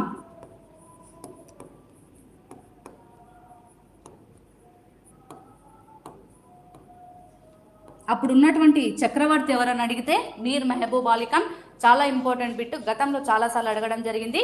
సో పర్షియా భాష స్థానంలో ఉర్దూని అధికార భాషగా చేసినటువంటి ప్రధాని ఎవరని అడిగితే మీర్ లాయక్ అలీ అంటున్నాం. ఆ చక్రవర్తి ఎవరని అంటే మీర్ మెహబూబ్ అలీ ఖాన్ అంటున్నాం. ఆ సంవత్సరం అని అడిగితే 1884 అంటున్నాం. సో ఈ విధంగా కావాలని నాన్ ముల్కీలకు పెద్దపీట వేస్తూ నాన్ ముల్కీలకి ప్రోత్సహించడంతో ముల్కీలలో అసంతృప్తి భావన అనేది మొదలవుతుంది. సో ఈ విధంగా ముల్కీలందరూ కూడా చక్రవర్తి దగ్గరికి వెళ్తారు. మనము ఇంతవరకు సాలార్ జంగ్ని చూసినప్పుడు ఏ రోజు ఏ ఒక్క స్థానికుడు కూడా ఏ ఒక్క రోజు కూడా చక్రవర్తికి ప్రధాని మీద ఆరోపణ చేస్తూ వచ్చింది లేదు. కానీ సాలార్ జంగ్ ప్రధాని అయిన తర్వాత నాన్ ముల్కీలకి పెద్దపీట వేస్తున్నాడని, నాన్ ముల్కీలకి ప్రోత్సహిస్తున్నాడని, ముల్కీలకు అన్యాయం చేస్తున్నాడని చెప్పేసి ముల్కీలందరూ కూడా దక్కన్ ప్రాంతంలో ఉన్నటువంటి లోకల్ వాళ్ళందరూ కూడా మీర్ మెహబూబ్ అలీ ఖాన్కి వెళ్ళి వినతి పత్రం అందజేయడం జరుగుతుంది. వినతి పత్రం అందజేయడం జరుగుతుంది. ఏ సంవత్సరంలో అంటే 1886 సంవత్సరంలో. ఓకే, సాలార్ జంగ్ నాన్ ముల్కీలకే పెద్దపీట వేస్తున్నాడని, ముల్కీలకు అన్యాయం చేస్తున్నాడని సాలార్ జంగ్ పైన ఆరోపణలు చేస్తూ 1886 సంవత్సరంలో అప్పుడున్నటువంటి నిజాం ప్రభు అయినటువంటి మీర్ మెహబూబ్ అలీ ఖాన్కి 1886 సంవత్సరంలో వినతి పత్రం అందజేయడం జరిగింది ముల్కీలు కూడా. సో ఈ వినతి పత్రాన్ని మనం ఏమని పిలుస్తున్నామంటే ముల్కీ పత్రం అని పిలుస్తున్నాం. ఈ వినతి పత్రాన్ని మనం ఏమని పిలుస్తున్నామంటే ముల్కీ పత్రం అని పిలుస్తున్నాం. వెంటనే బాధపడి విచారణ పడినటువంటి మీర్ మెహబూబ్ అలీ ఖాన్ సాలార్ జంగ్ టూని పిలుచుకొని అసలు రాజ్యంలో ఎంతమంది ఉద్యోగులు పనిచేస్తున్నారు, అందులో లోకల్ వాళ్ళు ఎందరు, నాన్ లోకల్ వాళ్ళు ఎందరు, వెంటనే నా ముందు లిస్టు ఉంచమని చెప్పేసి సాలార్ జంగ్ టూకి పిలిపించుకొని చెప్తాడు. మరి ఇది తెలుసుకున్నటువంటి సాలార్ జంగ్ టూ ఏమంటాడంటే దీన్ని ఏమంటున్నాం, మొదటి ఉద్యోగుల సివిల్ లిస్ట్. మొదటి ఉద్యోగుల సివిల్ లిస్ట్ ఏ సంవత్సరంలో వచ్చింది? 1886 సంవత్సరంలో వచ్చింది. మొదటి ఉద్యోగుల సాధారణ జాబితా ఏ సంవత్సరంలో వచ్చింది? 1886 సంవత్సరంలో. అప్పుడు సాలార్ జంగ్ ఏమంటాడంటే ప్రభు గారు, నిజాం చక్రవర్తి గారు, రాజ్యంలో ఉన్నటువంటి ముల్కీ ఉద్యోగులు, రాజ్యంలో ఉన్నటువంటి ముల్కీ ఉద్యోగుల యొక్క శాతం చూస్తే వాళ్ళు 52%, వాళ్ళ యొక్క జీతభత్యాలు, ముల్కీ ఉద్యోగుల జీతభత్యాలు చూస్తే 42%. రాజ్యంలో ఉన్నటువంటి నాన్ ముల్కీ ఉద్యోగులు, రాజ్యంలో ఉన్నటువంటి నాన్ ముల్కీ ఉద్యోగులు 48%. మరి వాళ్ళపైన వెచ్చించేటువంటి జీతభత్యాలు, వాళ్ళపైన వెచ్చించేటువంటి జీతభత్యాలు 58%. ఒకసారి చూడండి, దక్కన్ ప్రాంతంలో, ఈ దక్కన్ ప్రాంతంలో, మన దక్కన్ ప్రాంతంలో నాన్ ముల్కీ ఉద్యోగులు 42% ఉన్నారు. నాన్ ముల్కీ ఉద్యోగులు 48% ఉన్నారు. వాళ్ళపైన వెచ్చించే జీతభత్యాలు మాత్రం 58%. మరి దక్కన్ ప్రాంతానికి చెందినటువంటి దక్కన్ వాసుల ఉద్యోగులు 52% ఉన్నప్పటికీ కూడా వాళ్ళపైన వెచ్చించేటువంటి జీతభత్యాలు కేవలం 42%. దీన్ని బట్టి అర్థం చేసుకోవాల్సినటువంటి విషయాలు ఏంటంటే దాదాపుగా సగానికి సగము నాన్ ముల్కీ ఉద్యోగులు ఉండగా ముల్కీ ఉద్యోగుల కంటే ఎక్కువ వేతనం పొందుతున్నారని, ముల్కీ ఉద్యోగుల కంటే ఎక్కువ వేతనం పొందుతున్నారని చెప్పేసి మనకు ఈ ఉద్యోగుల సివిల్ లిస్ట్ అనేది తెలుపుతుంది. సో మరి నాన్ ముల్కీలకు పెద్దపీట వేస్తున్నాడని ప్రజలు ఆరోపించడంతో మీర్ మెహబూబ్ అలీ ఖాన్ సాలార్ జంగ్ టూని పిలుచుకొని రాష్ట్రంలో అంటే మన యొక్క హైదరాబాద్ సంస్థానంలో ఎంతమంది నాన్ ముల్కీలు ఉన్నారు, ఎంతమంది ముల్కీ ఉద్యోగులు ఉన్నారు లిస్టు తయారు చేయమని చెప్పేసి ఆజ్ఞాపించగా సాలార్ జంగ్ టూ చక్రవర్తి ముందు 1886 సంవత్సరంలో ఉంచినటువంటి సాధారణ సివిల్ లిస్ట్ ఆధారంగా మనకు తెలిసినటువంటి అంశాలు ఇవి. సో ఇదంతా గమనించినటువంటి మీర్ మెహబూబ్ అలీ ఖాన్ తర్వాత ఏ రోజు కూడా ముల్కీ ఉద్యోగులు, రాజ్యంలో ఉన్నటువంటి ముల్కీ వాళ్ళు, స్థానికులు ఈ విధంగా అన్యాయాలకు గురి కావద్దు అన్నటువంటి ఉద్దేశంతో 1887 సంవత్సరంలో మనకంటూ ఒక యూనివర్సిటీ ఉండాలని చెప్పేసి, మనకంటూ ఒక కళాశాల ఉండాలని చెప్పేసి 1887 సంవత్సరంలో నిజాం కళాశాలను స్థాపిస్తాడు మీర్ మెహబూబ్ అలీ ఖాన్. మనకంటూ ఒక యూనివర్సిటీ ఉంటే తర్వాత ఇప్పుడు ఉన్నటువంటి ముల్కీల యొక్క పిల్లలు ఈ నిజాం కళాశాలకు వెళ్తే మన సంస్థానంలో వాళ్ళకి అందరికీ ఉద్యోగాలు వస్తాయి, నాన్ ములికీలను బయట నుండి మనము దిగుమతి చేసుకోవాల్సినటువంటి అవసరం లేదని గమనించినటువంటి మీర్ మెహబూబ్ అలీ ఖాన్ 1887 సంవత్సరంలో నిజాం కళాశాలని స్థాపిస్తాడు. అంత మంచి గొప్ప ఉద్దేశంతో మీర్ మెహబూబ్ అలీ ఖాన్ నిజాం కళాశాలను స్థాపించడం జరుగుతుంది. సో ఇక్కడ ఇంపార్టెంట్ ఏంటంటే నిజాం కళాశాల ఏ సంవత్సరంలో స్థాపించబడిందని చెప్పేసి గతంలో చాలాసార్లు అడిగాడు. నిజాం కళాశాల స్థాపించబడినటువంటి సంవత్సరం 1887. నిజాం కళాశాలను స్థాపించినటువంటి చక్రవర్తి మీర్ మెహబూబ్ అలీ ఖాన్.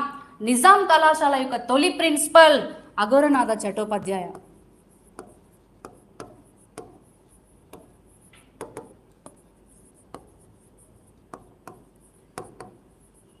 నిజాం కళాశాల యొక్క తొలి ప్రిన్సిపల్ అఘోరనాథ చట్టోపాధ్యాయ. సో మరి ఈ నిజాం కళాశాల స్థాపన వల్ల ముల్కీలకు న్యాయం జరిగిందా? ఈ నిజాం కళాశాల స్థాపన వల్ల కూడా నాన్ ముల్కీల యొక్క ఆధిపత్యం పెరిగిందని చెప్పేసి మనం ముందు చూద్దాం. సో అంతేకాకుండా నిజాం కళాశాలను స్థాపించడమే కాకుండా 1888 సంవత్సరంలో గెజిట్ని తీసుకొస్తాడు మీర్ మెహబూబ్ అలీ ఖాన్.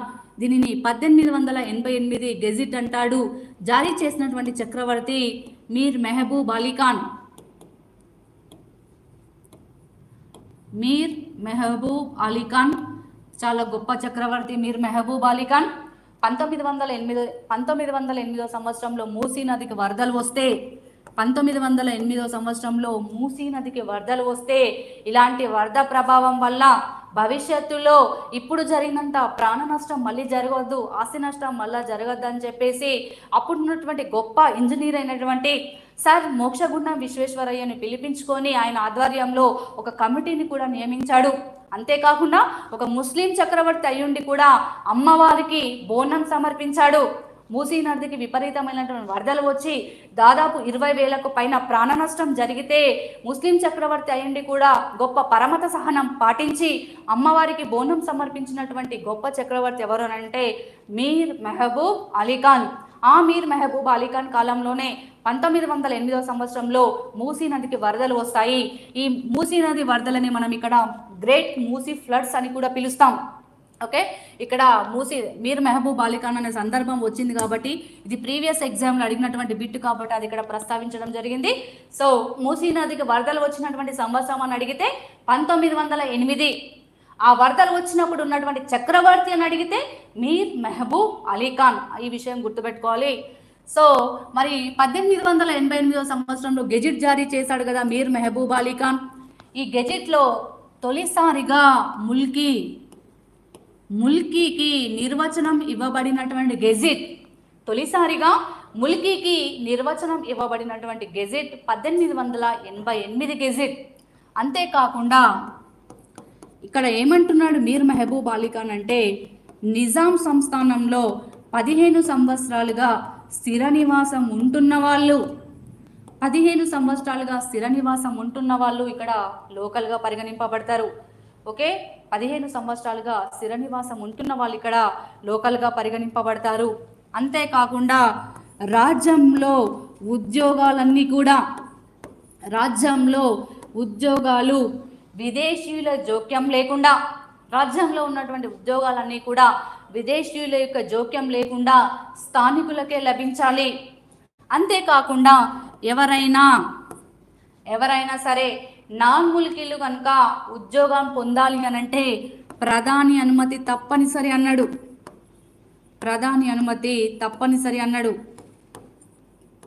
ఓకే, మరి ఈ విధంగా లోకల్ నాన్ లోకల్ అనేటువంటి సమస్య విజృంభించడంతో భవిష్యత్తులో ఈ విధంగా ముల్కీ విద్యార్థులు, ముల్కీ వాళ్ళు, స్థానికులు ఎవరు కూడా ఈ సమస్యతో మళ్ళీ రిపీట్ కావద్దనే ఉద్దేశంతో 1888 సంవత్సరంలో గెజెట్ తీసుకొచ్చినటువంటి చక్రవర్తి మీర్ మెహబూబ్ అలీ ఖాన్.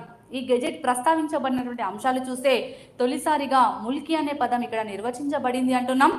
నిజాం రాజ్యంలో 15 సంవత్సరాలుగా స్థిర నివాసం ఉన్న వాళ్ళు ఇక్కడ ముల్కీలు అంటున్నాం. తర్వాత అంతేకాకుండా ఎవరికైనా ఉద్యోగాలు పొందాలి అంటే విదేశీయుల జోక్యం లోకల్ వాళ్ళు స్థానికులు ఉద్యోగాలు పొందాలంటే విదేశీయుల యొక్క జోక్యం లేకుండా ఉద్యోగాలు లభించాలని గెజిట్ చెప్తుంది. అంతేకాకుండా తప్పనిసరి పరిస్థితుల్లో స్థానికులకు కనుక తగినన్ని అర్హతలు లేనప్పుడు స్థానికేతరులు ఉద్యోగాలు పొందాలి అంటే మాత్రం ప్రధాని అనుమతి తప్పనిసరి అని, ఒక ప్రత్యేకమైనటువంటి సమయాలలో స్థానికులకు సరైనటువంటి అర్హత లేనప్పుడు స్థానికేతరులు కనుక ఉద్యోగాలు పొందాలి అని అంటే ప్రధాని అనుమతి తప్పనిసరి అని చెప్పేసి 1888 గెజిట్ చెబుతుంది. మరి ఈ విధంగా ఇంత ప్రణాళికాబద్ధంగా మీర్ మెహబూబ్ అలీ ఖాన్ గెజిట్ తీసుకువచ్చిన తర్వాత కూడా మరి ముల్కీలు నాన్ ముల్కీలు అటువంటి సమస్య పెరుగుతుందా తగ్గుతుందా అనే విషయం మనం ముందు చూస్తాం. సో ఇక్కడ బిట్టు కనుక ఈ క్రింద ప్రస్తావించబడినటువంటి అంశాలలో 1888 గెజిట్కి సంబంధించిన వాటిని గుర్తించండి అని అడుగుతాడు. ఓకే, 1888 గెజిట్కి సంబంధించిన వాటిని గుర్తించండి అని అంటే ఇవన్నీ కూడా మీరు గుర్తుపెట్టుకోవాల్సి వస్తుంది. ఓకే, మరి ఈ విధంగా గెజిట్ 1888లో వచ్చిందంటున్నాం. అయితే గెజిట్ రావడానికి ఒక సంవత్సరం ముందే అంటే 1887లోనే మరి సాలార్జంగ్ టూ రాజీనామా చేస్తాడు. ముల్కీ నాన్ ముల్కీల వివాదాల నేపథ్యంలో రాజీనామా చేసినటువంటి దివాన్ ఎవరని అడిగితే సాలార్జంగ్ టూ. తన మీద ఆరోపణలు ఎక్కువ కావడంతో ముల్కీ నాన్ ముల్కీల వివాదాల నేపథ్యంలో సాలార్జంగ్ టూ 1887 సంవత్సరంలోనే రాజీనామా చేయడం జరుగుతుంది. ఓకే, 1887 అనగానే మీరు రెండు ముఖ్యమైనటువంటి అంశాలు ఇక్కడ గుర్తుపెట్టుకోవాలి. ఒకటి నిజాం కళాశాల, రెండవది ఈ సంవత్సరంలో రాజీనామా చేసినటువంటి దివాన్ సాలార్జంగ్ టూ. అయితే అయినప్పటికీ కూడా ఇంతగా మరి గెజిట్ జారీ చేసిన తర్వాత కూడా హైదరాబాద్ సంస్థానంలో ఈ నాన్ ముల్కీల సమస్య రోజు రోజుకి పెరుగుతూనే రావడంతో 1894 సంవత్సరంలో మళ్ళీ రెండవసారి ఉద్యోగాల సివిల్ లిస్ట్ తయారు చేయబడుతుంది. తిరిగి ఉద్యోగాల సివిల్ లిస్ట్ తయారు చేయబడుతుంది. అప్పుడు ఉన్నటువంటి చక్రవర్తి కూడా మీర్ మెహబూబ్ అలీ ఖానే.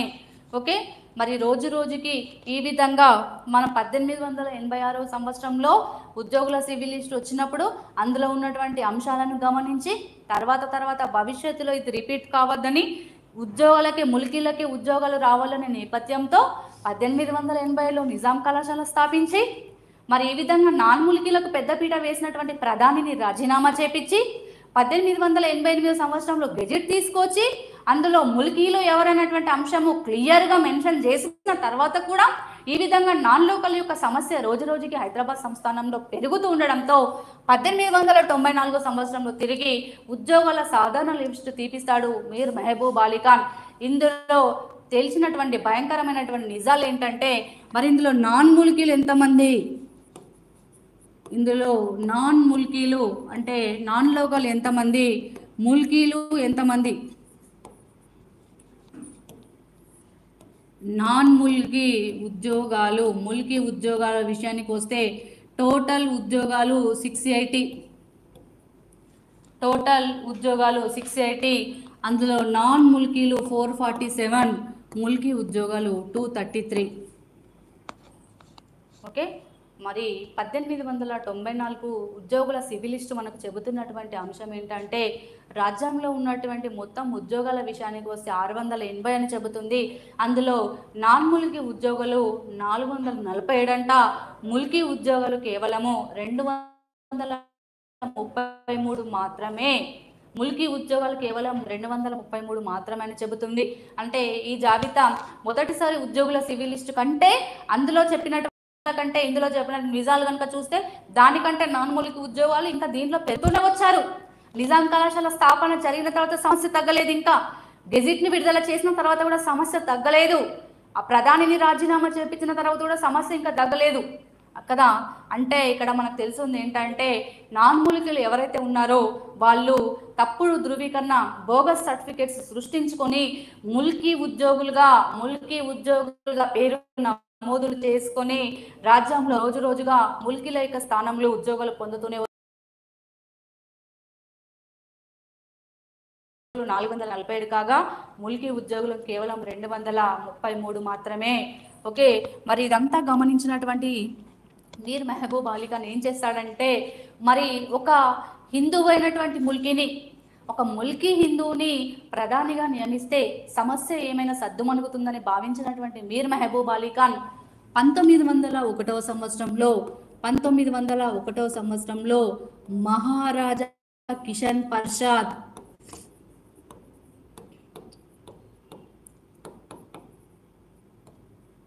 1901 సంవత్సరంలో జరిగింది.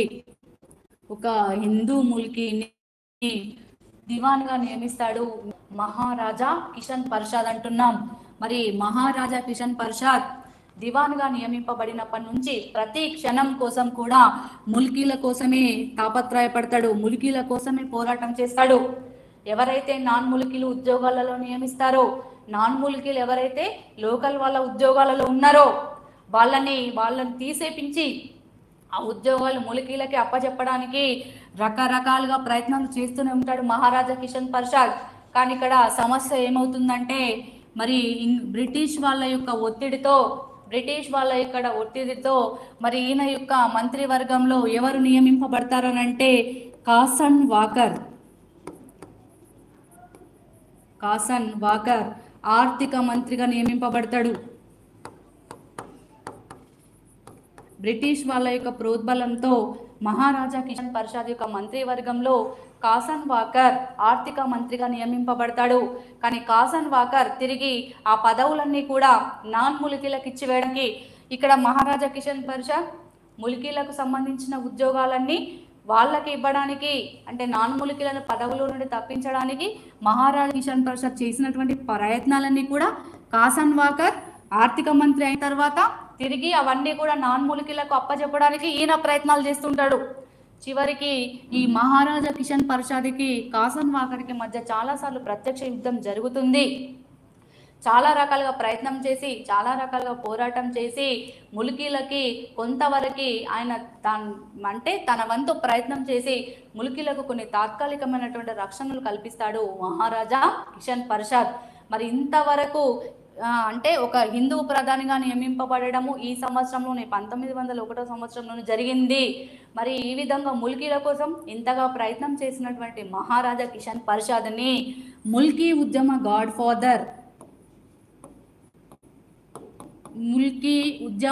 ఫాదర్గా చరిత్రలో నిలిచిపోయాడు. ముల్కీల కోసం ఇంతగా తాపత్రయపడి ముల్కీల కోసం ఇంతగా పోరాటం చేసినటువంటి మహారాజా కిషన్ పర్షాద్ ముల్కీ ఉద్యమ గాడ్ ఫాదర్గా పేరు పొందడం జరిగింది.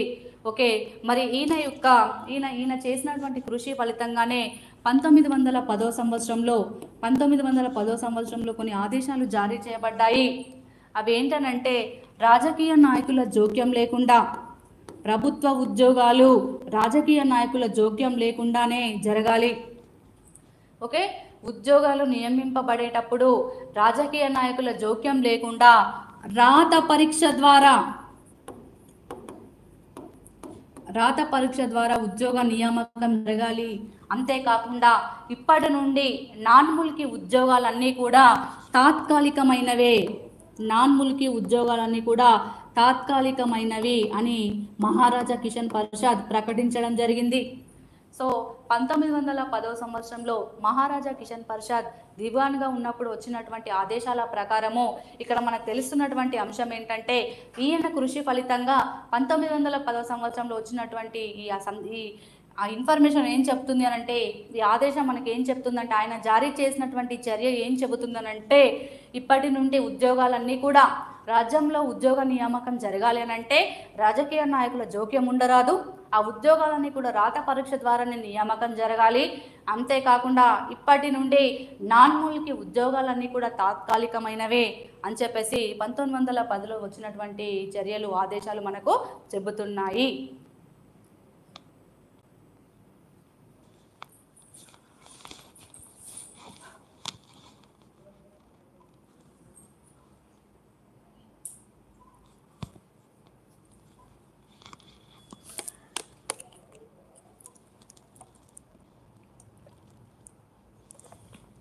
కూల్ ఉన్నాయి వాటర్ బాగా.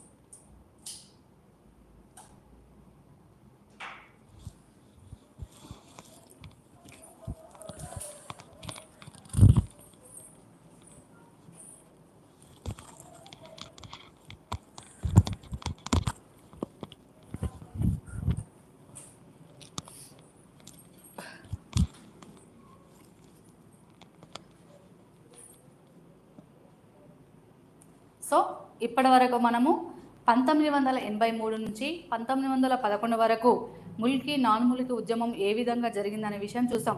సో ఇప్పుడు చివరగా మూడవ దశగా 1911 నుంచి 48 వరకు 1911 నుంచి 48 వరకు ఇక్కడ ఏం జరుగుతుందంటే 1911 సంవత్సరంలో మీర్ మెహబూబ్ అలీ ఖాన్ చనిపోయిన తర్వాత ఇక్కడ చక్రవర్తి నవాబ్ అయింది ఎవరంటే the great leader Mir Osman Ali Khan.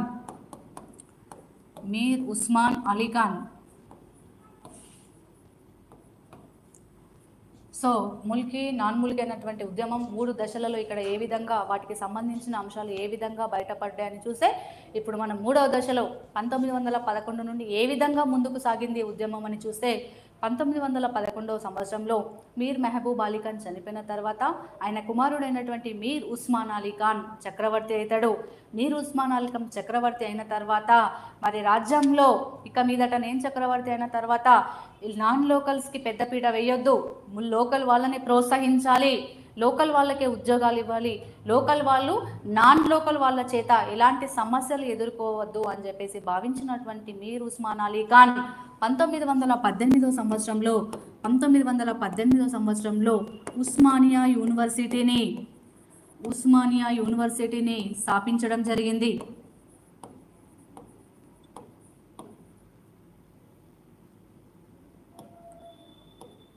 Deccan ప్రాంతం వాళ్ళ కోసం అంటూ ఒక యూనివర్సిటీని స్థాపించి మరి దక్కన్ ప్రాంతం వాళ్ళకు విద్య కల్పించాలన్నటువంటి ఉద్దేశంతో 1918 సంవత్సరంలో ఉస్మానియా యూనివర్సిటీని స్థాపించడం జరిగింది మీర్ మెహబూబ్ అలీ ఖాన్. ఇక్కడ ఉస్మానియా యూనివర్సిటీ అన్నాం, అక్కడ మీర్ మెహబూబ్ అలీ ఖాన్ స్థాపించినటువంటి కళాశాల నిజాం కళాశాల యొక్క తొలి ప్రిన్సిపల్ అఘోరనాథ చటోపాధ్యాయ అని అన్నాం. మరి ఇక్కడ ఉస్మానియా యూనివర్సిటీలో మొదటిసారిగా ఇక్కడ నిర్మించబడినటువంటి కళాశాల ఓయూలో ఆర్ట్స్ కళాశాల. మరి ఆర్ట్స్ కళాశాల యొక్క తొలి ప్రిన్సిపల్ ఎవరంటే రోజ్ మసూద్. ఇంపార్టెంట్ బిట్ ఇది. అది హిస్టరీ కావచ్చు, జాగ్రఫీ కావచ్చు, పాలిటీ కావచ్చు, ఎక్కడైతే తొలి అనే అంశం వస్తుందో తొలి అనేటువంటి అంశానికి చాలా ప్రాధాన్యత ఉంటుంది, అక్కడ నుండి బిట్ రావడానికి కూడా స్కోప్ ఉంటుంది. ఈ విషయం గుర్తుపెట్టుకోవాలి ఆస్పిరెంట్స్. సో ఇక్కడ ఉస్మానియా యూనివర్సిటీలో మొదటిసారిగా నిర్మించబడినటువంటి భవనం ఆర్ట్స్ కళాశాల భవనం. ఆర్ట్స్ కళాశాల యొక్క తొలి ప్రిన్సిపల్ ఎవరనంటే రోజ్ మసూద్. సో ఇక మీదటనైనా నా సంస్థానంలో లోకల్ వాళ్లకు సమస్యలు రావద్దు అని చెప్పేసి అనేక రకాలుగా చర్యలు తీసుకుంటూ ఆ చర్యలలో భాగంగానే ఇక్కడ ఉస్మానియా యూనివర్సిటీని స్థాపించాడు మీర్ మెహబూబ్ అలీ ఖాన్. కానీ ఇక్కడ మళ్ళీ సమస్య ఏ విధంగా ముందుకు వెళ్తుందంటే ఈ ఉస్మానియా యూనివర్సిటీలో పాఠ్య పుస్తకాల తయారీ విభాగంలో పనిచేసేటువంటి ప్రొఫెసర్స్ అందరూ కూడా వాళ్ళు ఉత్తర భారతదేశానికి చెందిన వాళ్ళు ఉంటారు. ఉస్మానియా యూనివర్సిటీలో పాఠ్య పుస్తకాల తయారీ విభాగంలో పనిచేసేటువంటి ప్రొఫెసర్స్ అందరూ కూడా ఉత్తర భారతదేశానికి చెందిన వాళ్ళు ఉంటారు. వాళ్ళు ఏం చేస్తారంటే దక్కన్ విద్యార్థులు దక్కన్ ప్రాంతానికి చెందినటువంటి దక్కనీ ఉర్దూను కాకుండా ఉత్తరాది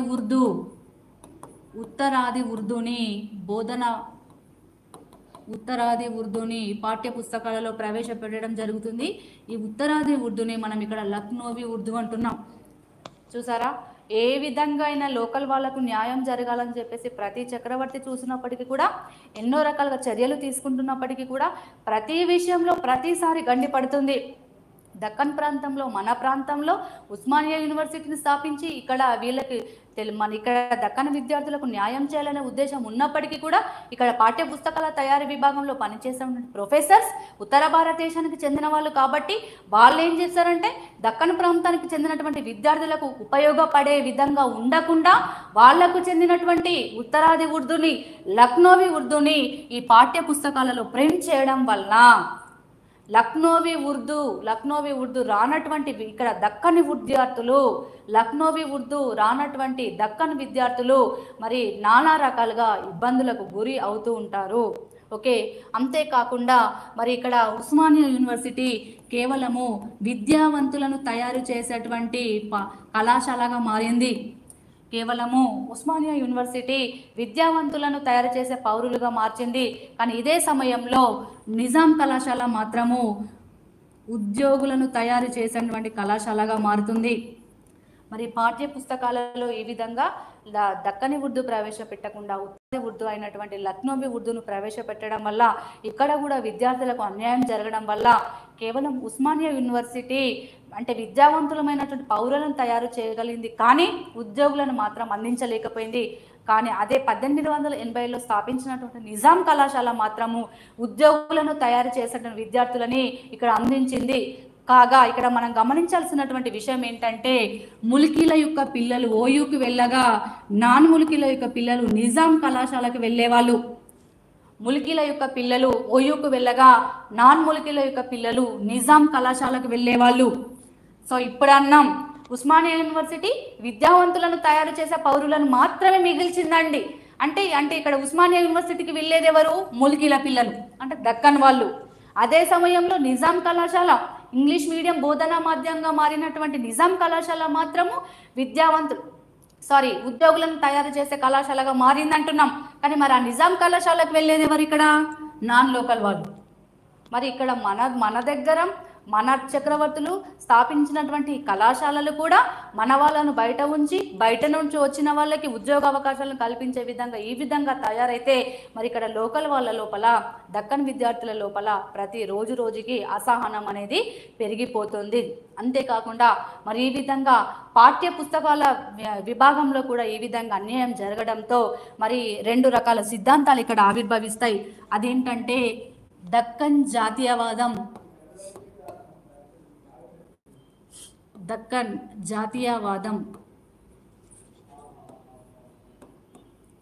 దక్కన్ జాతీయవాదం అనేటువంటి సిద్ధాంతం ఏర్పడుతుంది.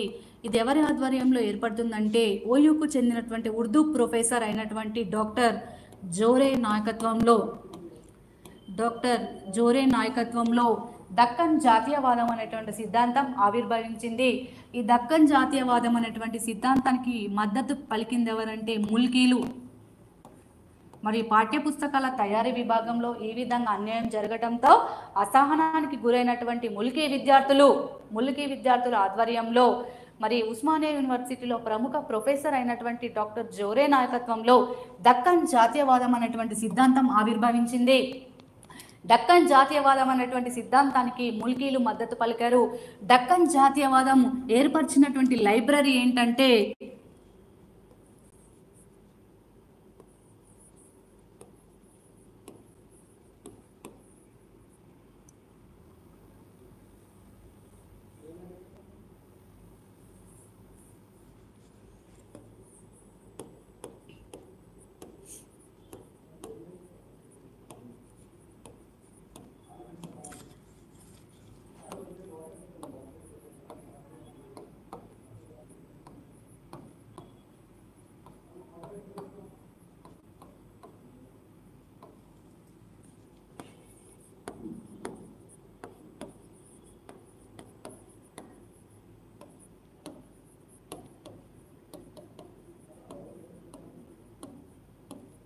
దక్కన్ జాతీయవాదం ఇచ్చినటువంటి సిద్ధాంతం ఏంటంటే ఇది చాలా ఇంపార్టెంట్. దక్కన్ జాతీయవాదం ఇచ్చినటువంటి సిద్ధాంతం long live Nizam, the royal embodiment of Deccan nationalism. Deccan జాతీయవాదం ఇచ్చినటువంటి సిద్ధాంతం long live Nizam, the royal embodiment of Deccan nationalism.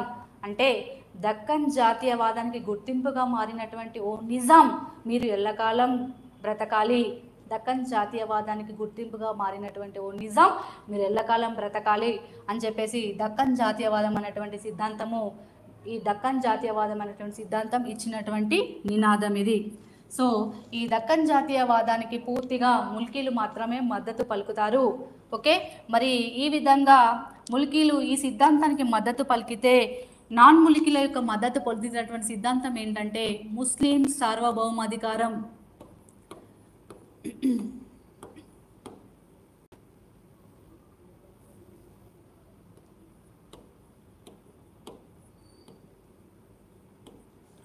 ముస్లిం సార్వభౌమాధికారం అనేటువంటి సిద్ధాంతం నాన్ ముల్కీల యొక్క మద్దతు పొందుతుంది. నాన్ ముల్కీల యొక్క మద్దతు పొందినటువంటి సిద్ధాంతం ఏంటంటే ముస్లిం సార్వభౌమాధికారం అనేటువంటి సిద్ధాంతం. అయితే ముందుగా ముల్కీ ఉద్యమం అనేది ముల్కీలు నాన్ ముల్కీలు అనిగే మాత్రమే మారింది. ముల్కీ ఉద్యమం అనేది మొదటి నుండి కూడా ముల్కీలు నాన్ ముల్కీలుగా మాత్రమే జరిగింది. కానీ ముస్లిం సార్వభౌమాధికారం అనేటువంటి సిద్ధాంతం ఇక్కడ కొత్త నిర్వచనం ఇచ్చింది. ఎందుకంటే ముల్కీలను ఇక్కడ హిందువులుగా ముస్లింలుగా విడగొట్టింది. ఇప్పటి వరకు ముల్కీలంటే ముస్లిం సార్వభౌమాధికారం అనే సిద్ధాంతం వచ్చేంత వరకు ముల్కీలంటే ఒకరే, లోకల్ వాళ్ళు ముల్కీలు. కానీ ముస్లిం సార్వభౌమాధికారం అనేటువంటి సిద్ధాంతం ఇక్కడ కొత్త నిర్వచనం ఇచ్చింది. అదేంటంటే ముల్కీలను రెండు రకాలుగా విభజించింది. హిందూ ముల్కీలు, ముస్లిం ముల్కీలు అని రెండు రకాలుగా విభజించింది. అయితే ముస్లిం సార్వభౌమాధికారం అనేటువంటి సిద్ధాంతం ముస్లిం ముల్కీల యొక్క మద్దతు పొందింది. ముస్లిం సార్వభౌమాధికారం అనేటువంటి సిద్ధాంతం తర్వాత దీనిని రజాకార్లు విస్తృతంగా ఉపయోగించడం జరుగుతుంది. ఓకే, ఇప్పటి వరకు ముల్కీలందరూ ఒకటే, కానీ ఈ నిర్వచనం రావడంతో ముల్కీల లోపల కూడా వేరియేషన్స్ అనేవి వచ్చాయి. సో ఈ విధంగా ఉస్మానియా యూనివర్సిటీలో పాఠ్యపుస్తకాల తయారీ విభాగంలో ఏర్పడినటువంటి అసహనం వల్ల రెండు రకాల సిద్ధాంతాలు వచ్చాయని చూసాం. దక్కన్ జాతీయవాదం, ముస్లిం సార్వభౌమాధికారం అనేటువంటి సిద్ధాంతాలు ఆవిర్భవించాయని చూసాం. దక్కన్ సార్వభౌమాధికారం అనేటువంటి సిద్ధాంతం దక్కన్ సార్వభౌమాధికారంకి ముల్కీలు మద్దతు తెలుపగా ముస్లిం సార్వభౌమాధికారం అనేటువంటి సిద్ధాంతానికి నాన్ ముల్కీలు మద్దతు చెందారు. ఆ నాన్ ముల్కీల లోపల కూడా ఇది హిందువులు ముస్లిమ్స్గా విడగొట్టి ముస్లిం యొక్క మద్దతు పొందింది ముస్లిం సార్వభౌమాధికారం అనేటువంటి సిద్ధాంతం అని చూసాం. ఇదంతా గమనించినటువంటి మీర్ మెహబూబ్ అలీ ఖాన్ మరి 1919లో ఒక ఫర్మానా తీసుకొస్తాడు. మరి ఈ విధంగా మరి నా రాజ్యంలో ఇంకా ఉస్మానియా స్థాపించిన తర్వాత కూడా అన్యాయం జరుగుతుందని గమనించినటువంటి మీర్ మెహబూబ్ అలీ ఖాన్ 1919 సంవత్సరంలో ఒక ఫర్మానా తీసుకొస్తాడు. ఆ ఫర్మానా అసలు ఏం చెప్పింది? 1999 ఫర్మానా ఏం చెబుతుంది? మరి 1999 ఫర్మానా అమలు జరిగిందా లేదా అని చూస్తే ఈ 1919 ఫర్మానా వల్ల కూడా వచ్చిన తర్వాత కూడా లోకల్ వాళ్ళ యొక్క సమస్య రోజు రోజుకి పెరుగుతూనే ఉంది. ఈ 1919 ఫర్మానా గురించి మీకు డీటెయిల్గా ఒక 10 minutes క్లాస్ ఎక్స్ప్లెయిన్ చేశాను. అది ఇప్పుడు ముందు ఉంటుంది, అది చూద్దాము. ఓకే, మరి 1919 ఫర్మానా వచ్చిన తర్వాత కూడా నాన్ లోకల్ వచ్చి హైదరాబాద్ రాజ్యంలో స్థిరపడి ముల్కీలకు అన్యాయం చేస్తూనే ఉంటారు. అంటే ఎందుకోసం అంటే నాన్ లోకల్ వాళ్ళు మేము లోకల్ వాళ్ళం అని చెప్పేసి తప్పుడు ధృవీకరణ సర్టిఫికేట్ సృష్టించుకొని లోకల్ వాళ్ళ యొక్క ఉద్యోగాలు కొల్లగడుతూ ఉంటారు. ఈ విధంగా సమస్య పెరుగుతూనే వస్తుంది. అయితే 1930 సంవత్సరానికి ఏం జరుగుతుందనంటే పంజాబ్కి చెందినటువంటి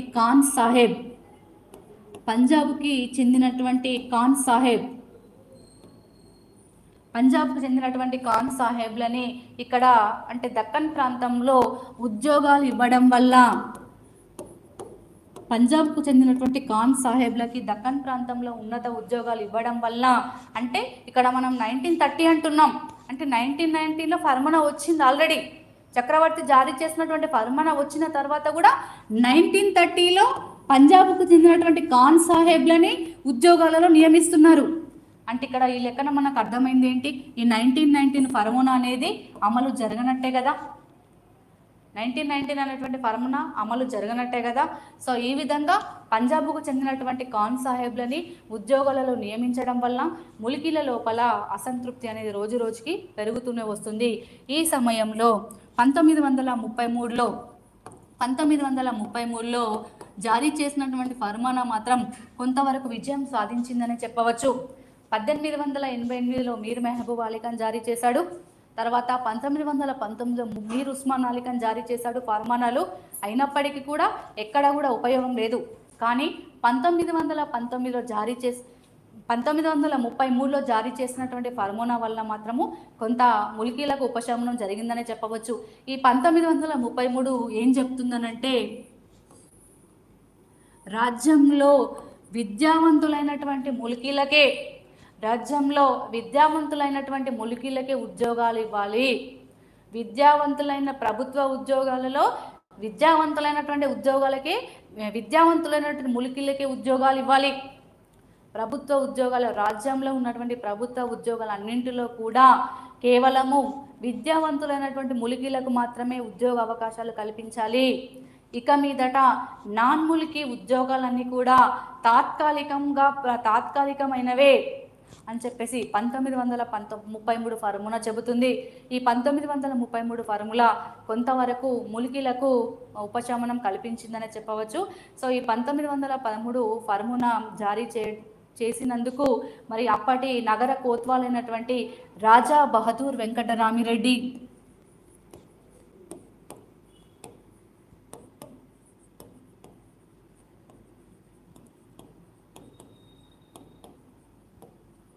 రా 1933 ఫార్ములా విజయవంతం చేయడానికి అప్పటి నగర కోత్వాలైనటువంటి రాజా బహదూర్ వెంకటరామిరెడ్డి మరి నిజాంకు ఎంతగానో కృతజ్ఞతలు చెప్పడం జరిగింది. ఈ రాజా బహదూర్ వెంకటరామిరెడ్డి కృషి కూడా ఇందులో ఉంటుంది. 1933 ఫార్ములా జారీ చేయడానికి నగర కోత్వాల్ బహదూర్ వెంకటరామిరెడ్డి కృషి కూడా ఇందులో ఉంటుంది. సో విద్యావంతులైనటువంటి ములుకీలకే ఉద్యోగాలు ఇవ్వాలి అని చెప్పిన ఫార్ములా ఏంటి? 1933 ఫార్ములా. సో అయితే ఈ ఫార్ములా విజయవంతం కావడంతో బూర్గుల రామకృష్ణారావు,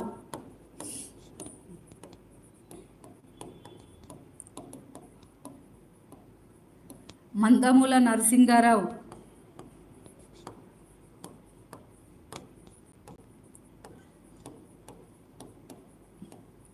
పద్మజా నాయుడు,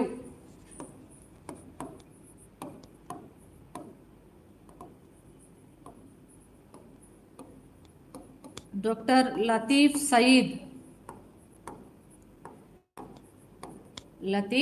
సయీద్, తర్వాత రాజా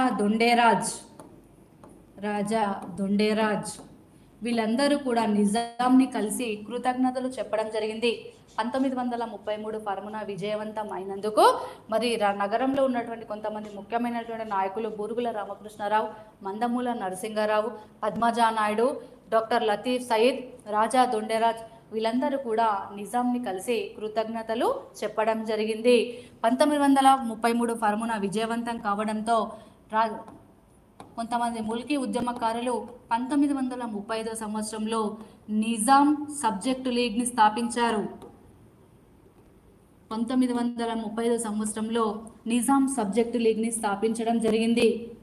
1933 ఫార్ములా విజయవంతం కావడంతో 1935 సంవత్సరంలో నగరంలో ఉన్నటువంటి కొంతమంది ములికి ఉద్యమకారులు నిజాం సబ్జెక్టు లీగ్ని స్థాపించడం జరిగింది. దీనిని తెలుగులో నిజాం ప్రజల సంఘం అని పిలుస్తాం.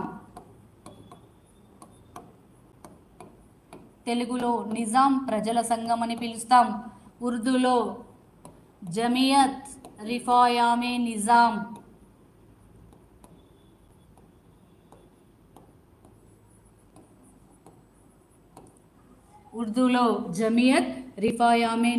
అని పిలుస్తాము. నిజాం 1933 సంవత్సరంలో ఫార్ములా సక్సెస్ కావడంతో నగరంలోని కొంతమంది ఉద్యమకారులు 1935 సంవత్సరంలో నిజాం సబ్జెక్ట్ లీగ్ని స్థాపిస్తారు. ఈ నిజాం సబ్జెక్ట్ లీగ్ని తెలుగులో నిజాం ప్రజల సంఘం అంటున్నాం, ఉర్దూలో జమియత్ రిఫాయామే నిజాం అని అంటున్నాం. మరి ఈ నిజాం ప్రజల సంఘం స్థాపించేందుకు దాని అధ్యక్షుడు ఎవరంటే సర్ నిజామత్ జంగ్. అధ్యక్షుడు సర్ నిజామత్ జంగ్. దీని యొక్క ఉపాధ్యక్షులు ఎవరన్నంటే డాక్టర్ లతీఫ్ సయీద్. లతీఫ్ సయీద్. ఉపాధ్యక్షులు రామచంద్ర నాయక్. నిజాం ప్రజల సంఘానికి ఈయన అధ్యక్షుడు. లతీఫ్ సయీద్ మరియు రామచంద్ర నాయక్ వీళ్ళిద్దరూ ఉపాధ్యక్షులు.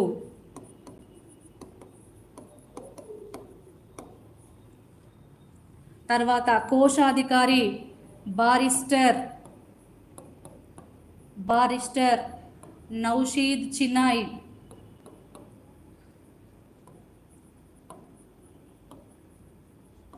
దీనికి కోశాధికారి ఎవరనంటే బారిస్టర్ నౌషీద్ చినాయ్. సో ఇక్కడ నిజాం ప్రజల సంఘం చాలామందితో స్థాపించబడినప్పటికీ అందులో ముఖ్యమైనటువంటి పర్సన్స్ని కనుక మనం గుర్తుపెట్టుకుంటే దీనికి అధ్యక్షుడు సర్ నిజామత్ జంగ్ అంటున్నాం. దీనికి ఉపాధ్యక్షులు డాక్టర్ లతీఫ్ సయీద్, రామచంద్ర నాయక్ అంటున్నాం. దీనికి కోశాధికారి అంటే ట్రెజరర్ బారిస్టర్ నౌషీద్ చినాయ్ అని అంటున్నాం. ఇందులో మరి ఇంకా ముఖ్యమైనటువంటి కార్యదర్శులుగా ఉన్నది ఎవరనంటే బూర్గుల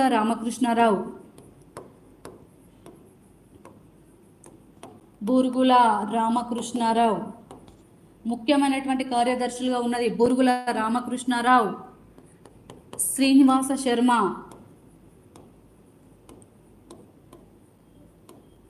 బూరుగుల రామకృష్ణారావు మరియు శ్రీనివాస శర్మ. ఇందులో ఇంకా 18 మందితో ఇంకా ఇది ఏర్పాటైతే ఇందులో అక్బర్ అలీ ఖాన్,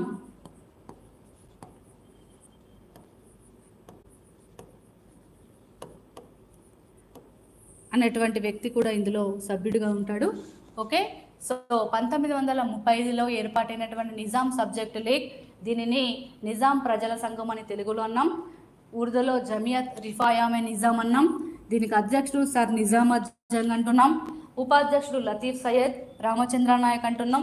దీనికి కోశాధికారి బారిస్టర్ నౌషీద్ చినాయ్ అన్నాం. ఇందులో ముఖ్యమైనటువంటి కార్యదర్శులుగా బూరుగుల రామకృష్ణారావు, శ్రీనివాస శర్మ అంటున్నాం. ఇంకా ఇందులో సభ్యులు ఎవరైనా ఉన్నారా అని అంటే అక్బర్ అలీ ఖాన్, మందమూల నరసింగారావు, డాక్టర్ పద్మజా నాయుడు, కుమారి పద్మజా నాయుడు, మందమూల నరసింగారావు, తర్వాత అక్బర్ అలీ ఖాన్, వీళ్ళందరూ కూడా ఇందులో సభ్యులుగా ఉంటారు. కానీ ఎప్పుడైనా సరే ఏదైనా బిట్ అడిగితే డైరెక్టర్ అంటే దీనికి అధ్యక్షుడు ఎవరైనా అడగవచ్చు, లేకపోతే ఉపాధ్యక్షులు ఎవరైనా అడగవచ్చు. గతంలో దీనికి కోశాధికారిగా ఎవరున్నారని చెప్పేసి అడిగాడు బారిస్టర్ నౌషీద్ చినాయ్. మరి ఈ సంస్థ ఇచ్చినటువంటి నినాదం ఏంటంటే, నిజాం ప్రజల సంఘం ఇచ్చినటువంటి నినాదం ఏంటంటే హైదరాబాద్ ఫర్ హైదరాబాదీస్ అన్నటువంటి నినాదం ఇచ్చినటువంటి సంస్థ ఏంటంటే నిజాం ప్రజల సంఘం. చాలా ఇంపార్టెంట్ ఇది. హైదరాబాద్ ఫర్ హైదరాబాదీస్ అన్నటువంటి నినాదం ఇచ్చినటువంటి సంస్థ నిజాం ప్రజల సంఘం. మరి నిజాం ప్రజల సంఘం ఏర్పాటైంది కదా, మరి నిజాం ప్రజల సంఘం వేటి కోసం పోరాడింది? ముల్కీ ప్రజల హక్కులని కాపాడుట. నిజాం ప్రజల సంఘం దేనికోసం పోరాడిందంటే ముల్కీ ప్రజల హక్కులు కాపాడడానికి.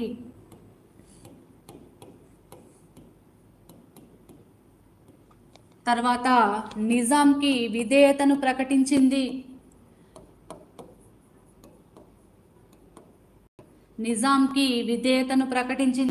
ఎందుకంటే మేము పోరాటం చేస్తుంది నిజాంకి వ్యతిరేకంగా కాదు, మేము నిజాంకి విధేయులుగానే ఉంటామని చెప్పేసి నిజాంకి విధేయతను ప్రకటించింది. అంతేకాకుండా వివిధ కులాలు వర్గాల మధ్య సయోధ్య కోసం అంటే యూనిటీ కోసం కృషి చేసింది. అనేక రకాల కులాలు ఒక రాజ్యం అన్నప్పుడు అనేక రకాల వాళ్ళు ఉంటారు కాబట్టి అన్ని రకాల కులాలు అన్ని రకాల వర్గాల మధ్య ఒక యూనిటీ కోసం సయోధ్యను కుదుర్చడం కోసం నిజాం సబ్జెక్ట్ లీగ్ ప్రయత్నాలు చేసింది. కానీ మరి ఈ విధంగా నిజాం సబ్జెక్ట్ లీగ్ అంటే రాజ్యంలో ఉన్నటువంటి ముల్కీ ప్రజల హక్కులను కాపాడడం కోసం, అంతేకాకుండా వివిధ కులాల మధ్య మతాల మధ్య వర్గాల మధ్య యూనిటీ కుదర్చడం కోసం పోరాటం చేసింది. ఇది మేము నిజాంకి వ్యతిరేకం కాదు, నిజాంకి విధేయతను ప్రకటిస్తున్నామని చెప్పేసి ఇది ప్రకటించినప్పటికీ కూడా మరి ఎందుకోసము ఈ నిజాం ప్రజల సంఘం మీద నిజాం ఆగ్రహం వ్యక్తం చేశాడనంటే నిజాం ప్రజల సంఘం ఏమంటుందంటే బాధ్యతాయుత ప్రభుత్వం,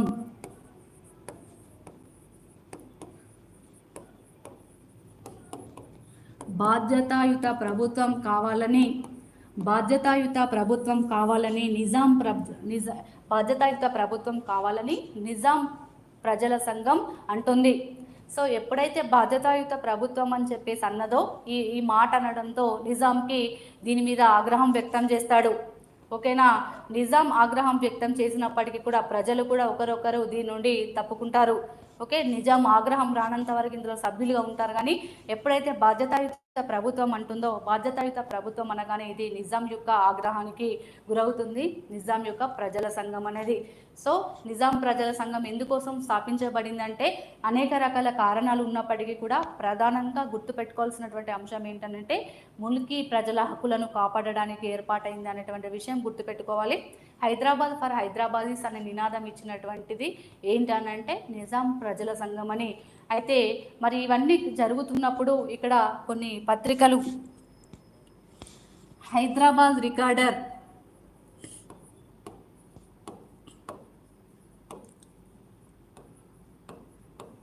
హైదరాబాద్ రికార్డర్ అనేటువంటి పత్రిక ఎవరికి మద్దతునిచ్చిందంటే ముల్కీలకు మద్దతిచ్చింది.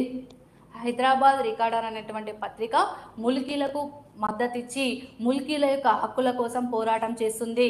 కానీ ఇదే సమయంలో ఇలాహీ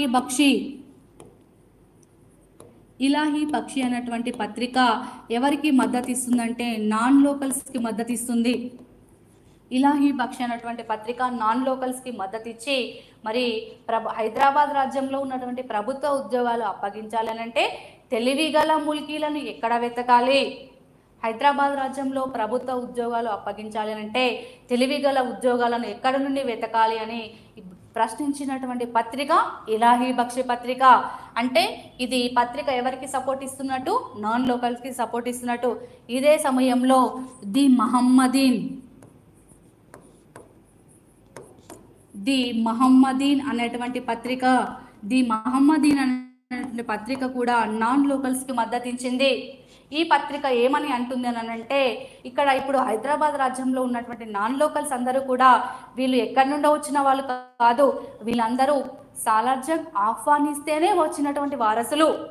అంటే హైదరాబాద్ రాజ్య దివాన్గా పనిచేసినటువంటి సాలార్జంగ్ వాళ్ళని ఆహ్వానిస్తేనే వాళ్ళందరూ వచ్చినటువంటి వారసులు అని, సాలార్జంగ్ ఆహ్వానిస్తేనే వచ్చిన వారసులు అని చెప్పినటువంటి పత్రిక ది మహమ్మదీన్ అనేటువంటి పత్రిక.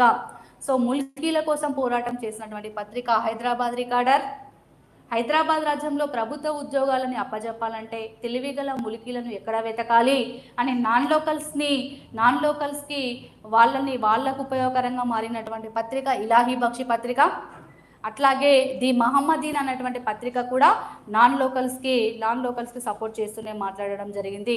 సో ఇవి ఇక్కడ ఈ పత్రికలు 3 పత్రికలు కూడా గుర్తుపెట్టుకోవాలి. మరి Osmania university Osmania graduates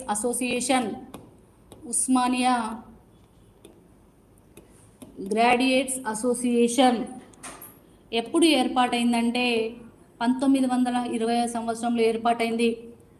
Osmania graduates association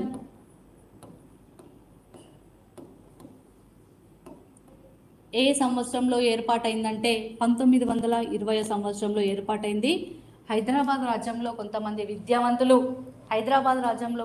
విద్యావంతులు ఉస్మానియా గ్రాడ్యుయేట్స్ అసోసియేషన్ అన్నటువంటి సంస్థను నిర్వహించారు. ఇప్పటికీ కూడా ఈ సంస్థ హైదరాబాద్ రాజ్యంలో అనేక రకమైనటువంటి విద్యా సంస్థలను నిర్వహిస్తూ వస్తుంది. అంతేకాకుండా ఎగ్జిబిషన్ సొసైటీని కూడా ఈ సంస్థే స్థాపించింది. ఎగ్జిబిషన్ సొసైటీని కూడా నిర్వహించినటువంటి సంస్థ ఉస్మానియా గ్రాడ్యుయేట్స్ అసోసియేషన్. ముల్కీ హక్కుల కోసం పోరాటం చేసినటువంటి సంస్థ ఉస్మానియా గ్రాడ్యుయేట్స్ అసోసియేషన్. 1920 సంవత్సరంలో కొంతమంది విద్యావంతుల చేత ఏర్పాటైందంటున్నాం. అంటే ఈ సంస్థ అనేక రకమైన విద్యా సంస్థలను నిర్వహించింది. ఎగ్జిబిషన్ సొసైటీని ఏర్పాటు చేసింది కూడా ఈ సంస్థనే.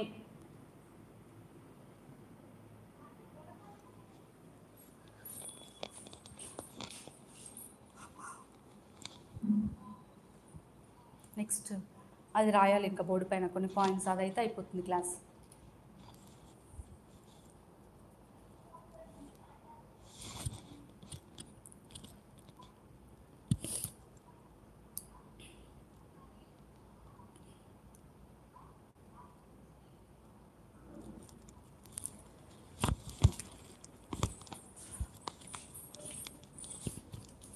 దీనికోసం అని రాశాను. ప్రతి పాయింట్ ప్రతి అక్షరం బోర్డు మీద రాయడం కుదరదు కాబట్టి కొన్ని వర్డ్స్ రాశాను. నేను ఎక్స్ప్లెయిన్ చేస్తున్నప్పుడు మీరు నోట్స్ రాసుకోండి, ఓకేనా? అయితే ఏంటంటే ఇక్కడ గుర్తుపెట్టుకోవాల్సినటువంటి అంశం ఏంటంటే ఒక చిన్న కరెక్షన్. మీర్ మహబూబ్ అలీ ఖాన్ కాలంలో స్థానికత 12 సంవత్సరాలు. మీర్ మహబూబ్ అలీ ఖాన్ కాలంలో స్థానికత 12 సంవత్సరాలుగా గుర్తించారు. ఇక్కడ మీర్ ఉస్మాన్ అలీ ఖాన్ కాలంలో స్థానికతను 19 సంవత్సరాలుగా గుర్తించారు.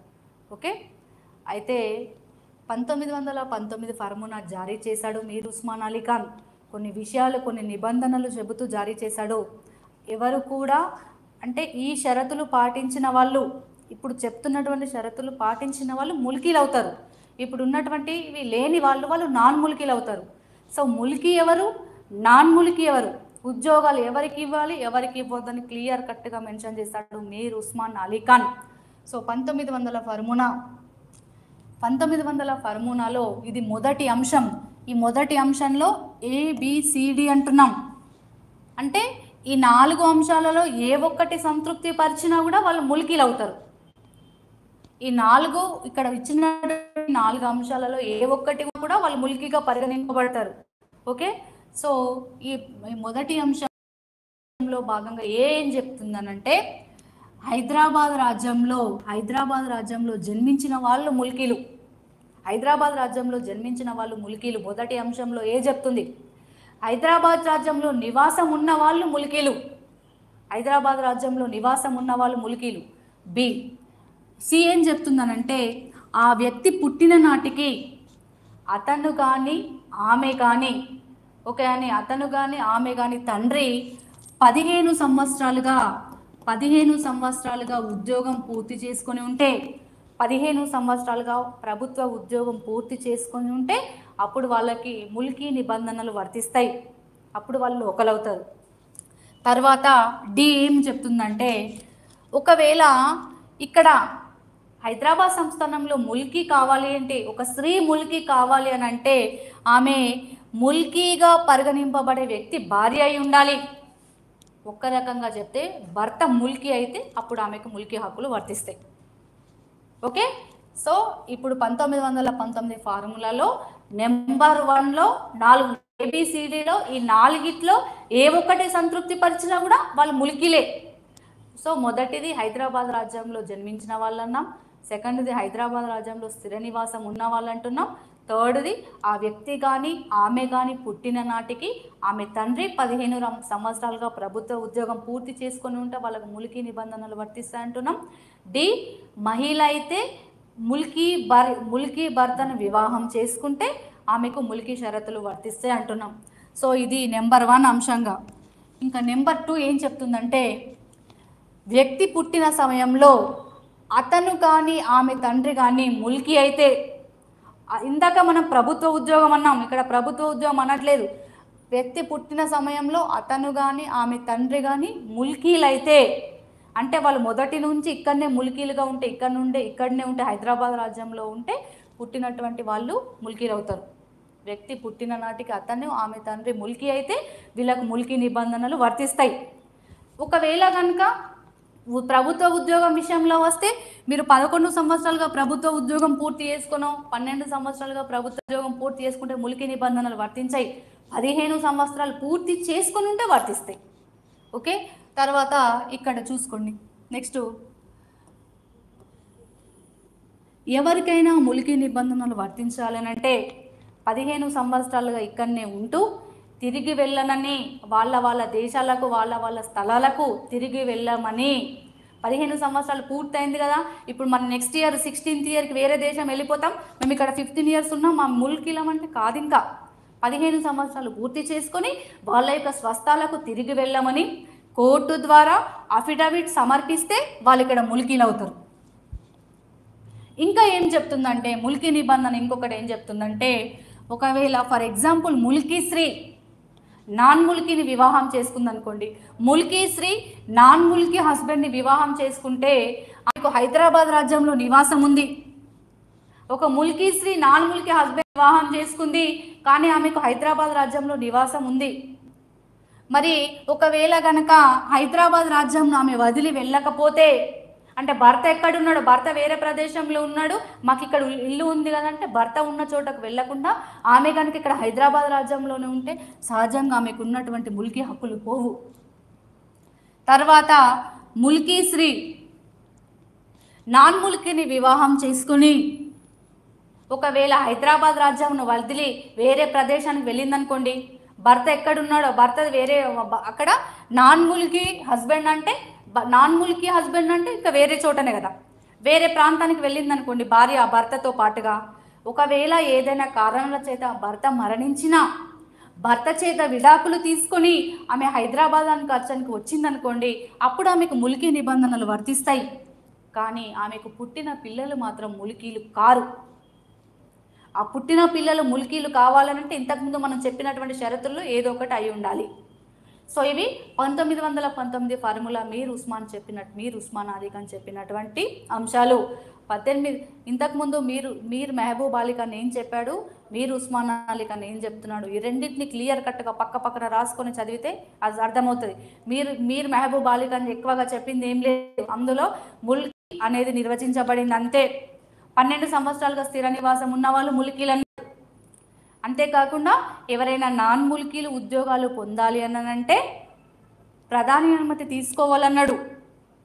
ఇవి 1888 గెజెట్ చెప్తుంది. కానీ 1919 ఫార్ములా మాత్రం చాలా అంశాలు చెప్తుంది. ఇక్కడ క్లియర్ కట్గా రెండింటిని కూడా ఏ ఒక్కటి కూడా అంటే చదివినప్పుడు ఈజీగానే ఉంటాయి, ముల్కీ హస్బెండ్ నాన్ ముల్కీ స్త్రీ అని చెప్పేసి, కానీ వాటిని గుర్తుపెట్టుకోవాలి. లాజిక్ గుర్తుపెట్టుకుంటే ఒకళ్ళు ఎగ్జామ్లో అడిగినా కూడా చాలా ఈజీగా ఆన్సర్ చేయొచ్చు. సో ముల్కీ నాన్ ముల్కీ అనేటువంటి వివాదాలు ఇక్కడ మనము 3 రకాలుగా చూసాం. ముల్కీ నాన్ ముల్కీ 1853 నుండి 83 వరకు, 83 నుండి 1913 వరకు 11 వరకు, 1911 నుంచి 48 వరకు 3 దశల్లో 3 స్టేజెస్లో చూసాం. ఇక్కడ ఏం లేదు, ఇక్కడ సాలార్జంగ్ 1 ఉన్నాడు, ఇక్కడ సాలార్జంగ్ 2 వచ్చిండు, రాజీనామా చేసిండు. ఇదంతా మీర్ ఉస్మాన్ అలీ ఖాన్. సాలార్జంగ్ ప్రవేశపెట్టి హైదరాబాద్ రాజ్యంలో విద్యావంతులు లేక సాలార్జంగ్ ఇక్కడ నాన్ ముల్కీలను తీసుకొస్తే ఇక్కడ 1853 నుండి 83 వరకు ఆ విధంగా జరిగింది. ఇక్కడ 83 నుంచి 1991 మధ్యలో ఏం జరిగింది, సాలార్జంగ్ 2 వచ్చాడు, నాన్ ముల్కీలకే పెద్దపీట వేశాడు కదా. ఇందులోనే 1886 గెజిట్ వచ్చింది. 1887లో ఉస్మానియా నిజాం కళాశాల స్థాపించబడింది. ఇదే 1887లో సాలార్జంగ్ 2 రాజీనామా చేశాడు. 1888లో గెజిట్ తీసుకొచ్చాడు మీర్ మెహబూబ్ అలీ ఖాన్. తర్వాత 1894లో సాధారణ సివిల్ లిస్టు తీసుకొచ్చాడు, ఉద్యోగుల సివిల్ లిస్టు. 1901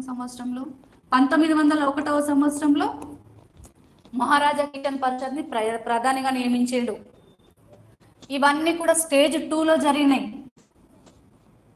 తర్వాత స్టేజ్ 3కి వచ్చేసరికి ఇక్కడ 1918లో ఓయూ స్థాపన జరిగింది. తర్వాత దక్కన్ జాతీయవాదం అనేటువంటి సిద్ధాంతం ఏర్పడింది.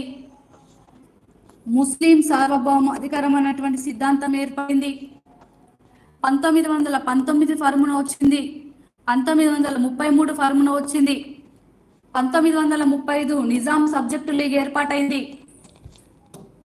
1937లో నిజాం సబ్జెక్టు లీగ్ ఏర్పాటైంది. ఇక్కడ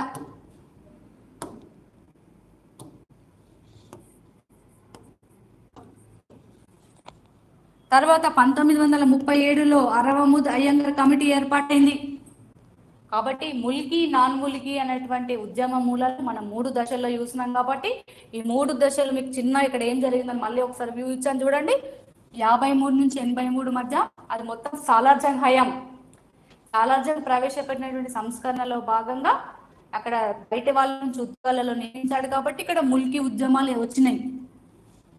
ఈ రెండవ దశకు వచ్చేసరికి ఇక్కడ సాలార్జంగ్ కావాలని నియమించాడు. కాకపోతే చక్రవర్తులు తీసుకున్నటువంటి చర్యలు ఇక్కడ 87 నిజాం కళాశాల, 87 సాలార్జంగ్ రాజీనామా, 88 గెజిట్, 94 ఉద్యోగుల సివిల్ లిస్ట్, 1991 మహారాజా కిషన్ పరిషత్ ప్రధాని. ఇదంతా స్టేజ్ 2లో జరిగింది. ఇంకా స్టేజ్ 3కి వచ్చేసరికి 1918 ఉస్మానియా యూనివర్సిటీ, తర్వాత దక్కన్ జాతీయవాదం, ముస్లిం సార్వభౌమాధికారం, 1919 ఫార్ములా, 33 ఫార్ములా, 35 నిజాం సబ్జెక్టులే, 1937 అరవముద్ అయ్యంగర్ కమిటీ. ఇప్పటి వరకు మనం ఏం నేర్చుకున్నాము అనేది ఇప్పుడు మళ్ళీ ఇక్కడ చిన్నగా రాశాను. ప్రతి అంశము కూడా ములికి నాన్ ములికిల వివాదాల నేపథ్యంలో కాన్సెప్ట్ ఓరియంటెడ్గా బిట్ అడగడానికి స్కోప్ ఉంది. గ్రూప్ 1 ఆస్పిరెంట్స్ ఏది కూడా ఓకే ప్రతి దానిని క్షుణ్ణంగా చదవాలి. గ్రూప్ 1 ఆస్పిరెంట్స్ అయినా గ్రూప్ 2 వాళ్ళు ఎవరైనా సరే ప్రతి కాన్సెప్ట్ని క్షుణ్ణంగా చదివితే అంటే మీరు ఏ కాంపిటేటివ్ ఎగ్జామ్ రాసినా కూడా అది ఈజీగా పెట్టగలరు బిట్టు. ఓకే, ఇది మన వాళ్ళ క్లాస్.